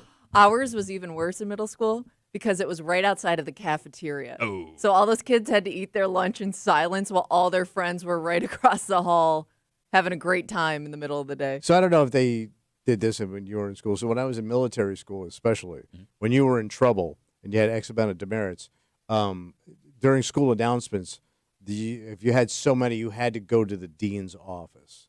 So they would say your name. Oh. They would say how many demerits you have. And then you had to go to the dean's office now. You had to get up from class. This is the beginning of the school day. And then people knew. You had to get up and it oohs. When you had to walk that walk of shame out the door. Did the public shame work on you, though? No, of course not. Okay. Man. I had almost 200 hours I had to give back to that school in work. And your father paid tens of thousands of dollars for you to go. 5G minimum plus whatever else to go there for the year. For 2 years, he spent $10,000 in 1972. All right, I think we can wrap it up with Kyle here, who has the best idea. What's Kyle saying? When it comes to this box they were putting students in this elementary school, he says, call it a penalty box like hockey. People won't be bothered. Okay, there you go. You got Put some plexiglass in there. Speaking of hockey, we're right there, man. Come on. We are right there. The boys are doing it. Bro, no, shut up. Shut up.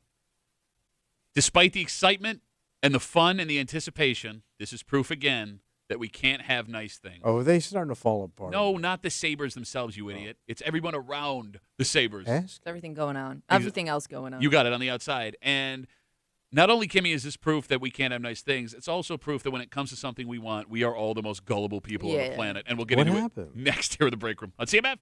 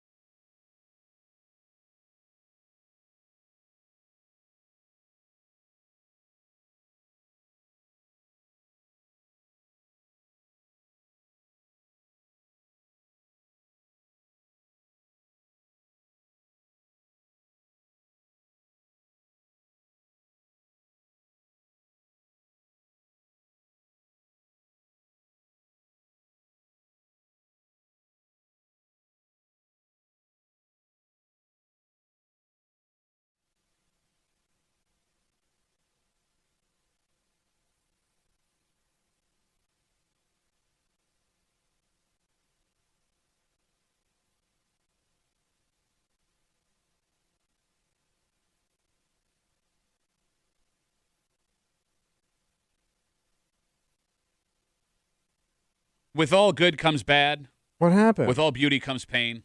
And this discussion, it's not a philosophy discussion. It's a hockey discussion. Bless you, Kimmy. Because with the excitement that is brewing now, it proves that when we are happy and ready to roll, we are also at our most gullible. What happened? You're hanging out in the break room, Rochester's Classic Rock 96.5, WCMF, your Buffalo Sabres. Yeah. Get a monster back-and-forth win last night on CMF, 4-3 over the New York Islanders. They have passed 100 points in a season for the first time since 2010. Damn. They are right on the doorstep of a playoff berth for the first time in 14 years. They play again tomorrow night, the Ottawa Senators. And if my math is correct, and we know it always is, I believe if they find a way to win this game on Thursday, they've clinched a playoff spot. Fantastic. I think that's it. Okay. It's got to be close. I think. Yeah. If not, you're 2 wins away. All right. Okay. So what's the problem? Everything's good. With the Sabres on the verge of breaking this drought and having a playoff game at the KeyBank Center for the first time since my daughter was 6 months old, she's going to be driving in August. Yeah. Here come the warnings.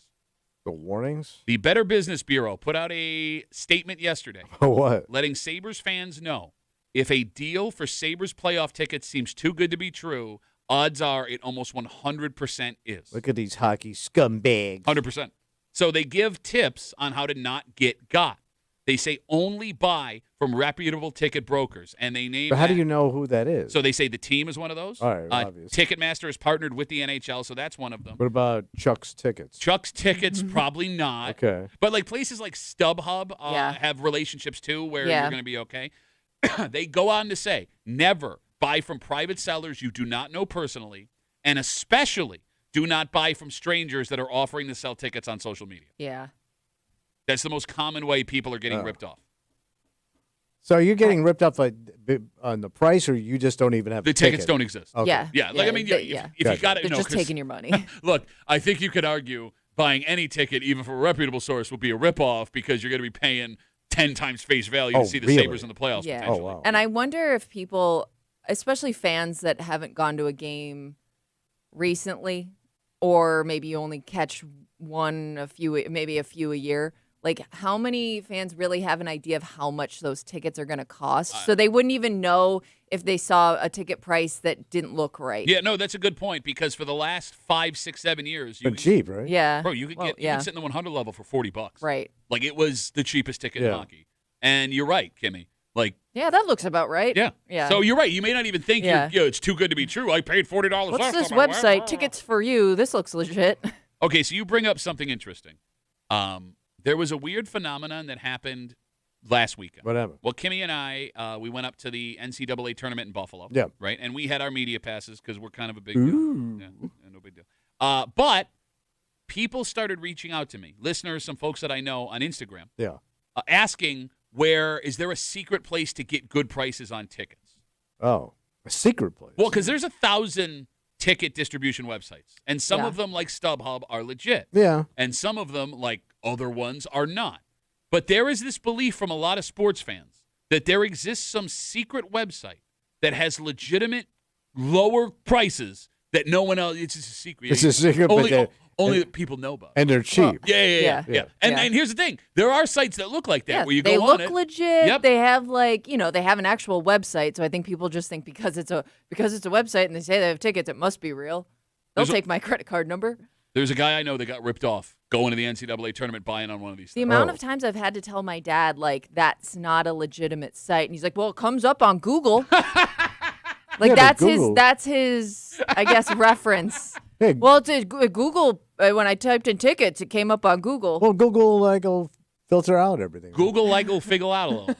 Filter it out. No, you explaining it makes me feel confident you would not get ripped off in this situation. And sometimes he'll find tickets. I'm like, I don't even think that event's gone on sale yet, so I don't know where these tickets are coming from. Yeah, I think there's a direct correlation between the excitement of a fan base and how easily they are to get ripped off. Yeah. How gullible you are. But this is a good problem to have because it means they're in the playoffs. It's a great problem to have unless you spend $400 on a ticket that doesn't exist. I understand. You get what I'm saying? Do you think sports fan ticket buyers are more gullible than the entertainment ticket fans?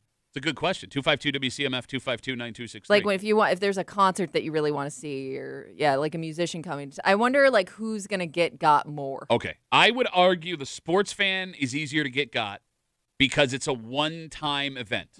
However, if it's a major concert, like for example, Jay-Z's gonna play Madison Square Garden, like coming up, but it's so hard to get tickets for some of those things unless like you're willing to wait in the queue. Yeah, the queue. And a lot of people don't even know how to even go about that. You're right. Look, I'm what I'm saying is if someone goes on tour and I can't get tickets locally, if I wanted to, I could pay a bunch of money and go to a different city and see them there, and I'm going to see pretty much the same show. When it comes to sports, this is just a moment in time. Sure. Yeah. Once that moment is gone, you're never going to have that opportunity again. But I always think like the younger people easier to rip off in music because they're so excited to see this stuff. Oh, you think so? But younger people I don't know. Also more tech savvy. Yeah. True. But then again, they've only lived in a world of Ticketmaster. But it ain't the tech; it's the jive, right? It's the lure of a cheap ticket. Yeah, we're all susceptible to that. Yeah, I don't care how good you are working your phone. But again, I as a 39-year-old man, and I'm even an old man here, I know that if I'm going anywhere but like a StubHub or a Ticketmaster, like you got to know the name of the joint. Exactly, yeah. And I think like my daughters know that, and they're 15 right. and 13. There was something else odd we saw when we went up to the NCAA basketball tournament. Speaking of getting ripped off, yes. What'd you say? 252-WCMF again. The Sabres win last night. If our math is correct, a win against the Senators on Thursday night will end the playoff drought. They will clinch their spot, and because of that, the Better Business Bureau is letting Sabres fans know if a deal for tickets for the playoffs is too good to be true, odds are it is. Do not buy from strangers. Do not buy from private sellers on social media. That increases your odds of getting ripped off. When we were walking into the basketball game in Buffalo last weekend, there were scalpers. Okay, like right out front. But there's no physical tickets anymore. So what do you just do it over on the phone? I would guess they're looking for you to email them your tickets. It just seems like that can't work out. Like I don't know how many people are doing that. Look, I'm not saying these guys are scam artists. Maybe that's how they're doing it. They're emailing you or texting you right there in the moment. A couple extra steps here. It also seems like the easiest way to get ripped off ever. Yeah. You know what I'm saying? Yeah. There is I don't care how cheap you tell me the ticket is. There is no amount of money I'm giving you when you're like, I'll text you the ticket right here. Oh. Yeah, that would be kind of shady. You know what I'm saying? Because Yeah. like if at least the tickets are physical tickets, I, as a guy who handled tickets a lot, can look at them and be like, okay, this seems legit. I don't know what you're sending me on my phone. Yeah. And also, are you stealing all my information when you're sending me something on my phone? Didn't think about that. Yeah. Right? There's always people out there with signs, though. Not as many as there used to be, but every event I've been to, there's the I need ticket guy out there in the parking lot. I do miss the days of haggling with scalpers. Yeah, it was part of the going to the game, right? Yeah. Part of the experience. Yeah, or even like the Craigslist, the sketchy Craigslist meetup. The amount of times for Sabres and Bills tickets. Yeah. Yeah, I'll meet you at the Big Lots Gates parking lot, 8 o'clock. And you had to like bank on them showing up because you went all the way to wherever the event was, hoping they'll be there. Yeah, yeah. No, I remember my dad had 6 season tickets for the Bills. Yeah. Right? Still has 6 season tickets for the Bills because why not? In games that, when the Bills were really bad, there were games where he couldn't find people to go with him. Yeah. So, like, he would do this dance where he's trying to sell his tickets to the scalper, and then there were days where it's like, it's not worth it, so he's going to try and sell them himself. I got 2. We got 2 here. Oh, really? And, he would sell them for face value. Like, he wasn't going to rip anybody make off. a couple of dollars. But here's the way. It was just recouping his money. Yeah. But it was always funny because, like, it's a face value ticket. People would be like, $10 left. Like, come on, man. I'm trying to help you. That guy's being a dick over there. Just buy a... Yeah. We come back, wrap it up, tell you what we're doing tomorrow. Next, here in the break room. On CMF.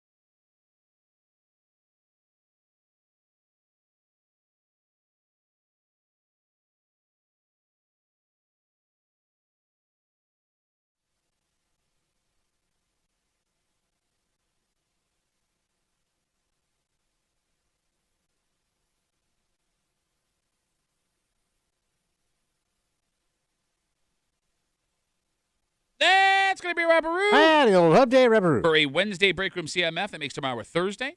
We will be back here tomorrow for that Thursday. Yeah, I'm coming in. Okay, for sure. Yeah. Oh, great. Awesome. That'll be so much fun. Coming down. The Rochester Red Wings will attempt to try opening day again today. Give it another go. Yeah. Well, it's drying out, I think. I mean, think it's they're been good. drizzling all morning. There's still a flood watch in our area until 8 o'clock tonight. All right. But it doesn't look like there's going to be any more rain. Yeah, I think they're good. All right. I don't know. I don't know what the outfield looks like after an entire wall of water fell for like 20 minutes last night. Yeah. So fingers crossed that comes off. Good news, too. I'm giving you the tip of the day. What's the tip of the day? Tip of the weekend. All the kids are on spring break, right? Yeah. The Red Wings are home all weekend, but Friday, because of the cancellation yesterday, doubleheader, 1 o'clock. Oh, dump the kids off at the park. No, take them to the Oh, park. you take them. No, I'm saying you get 2 games for one price. It's supposed to be 75 degrees, and it's a God. 1 o'clock game. Oh, nice. Right? I can't wait. I'm going. I'm very excited.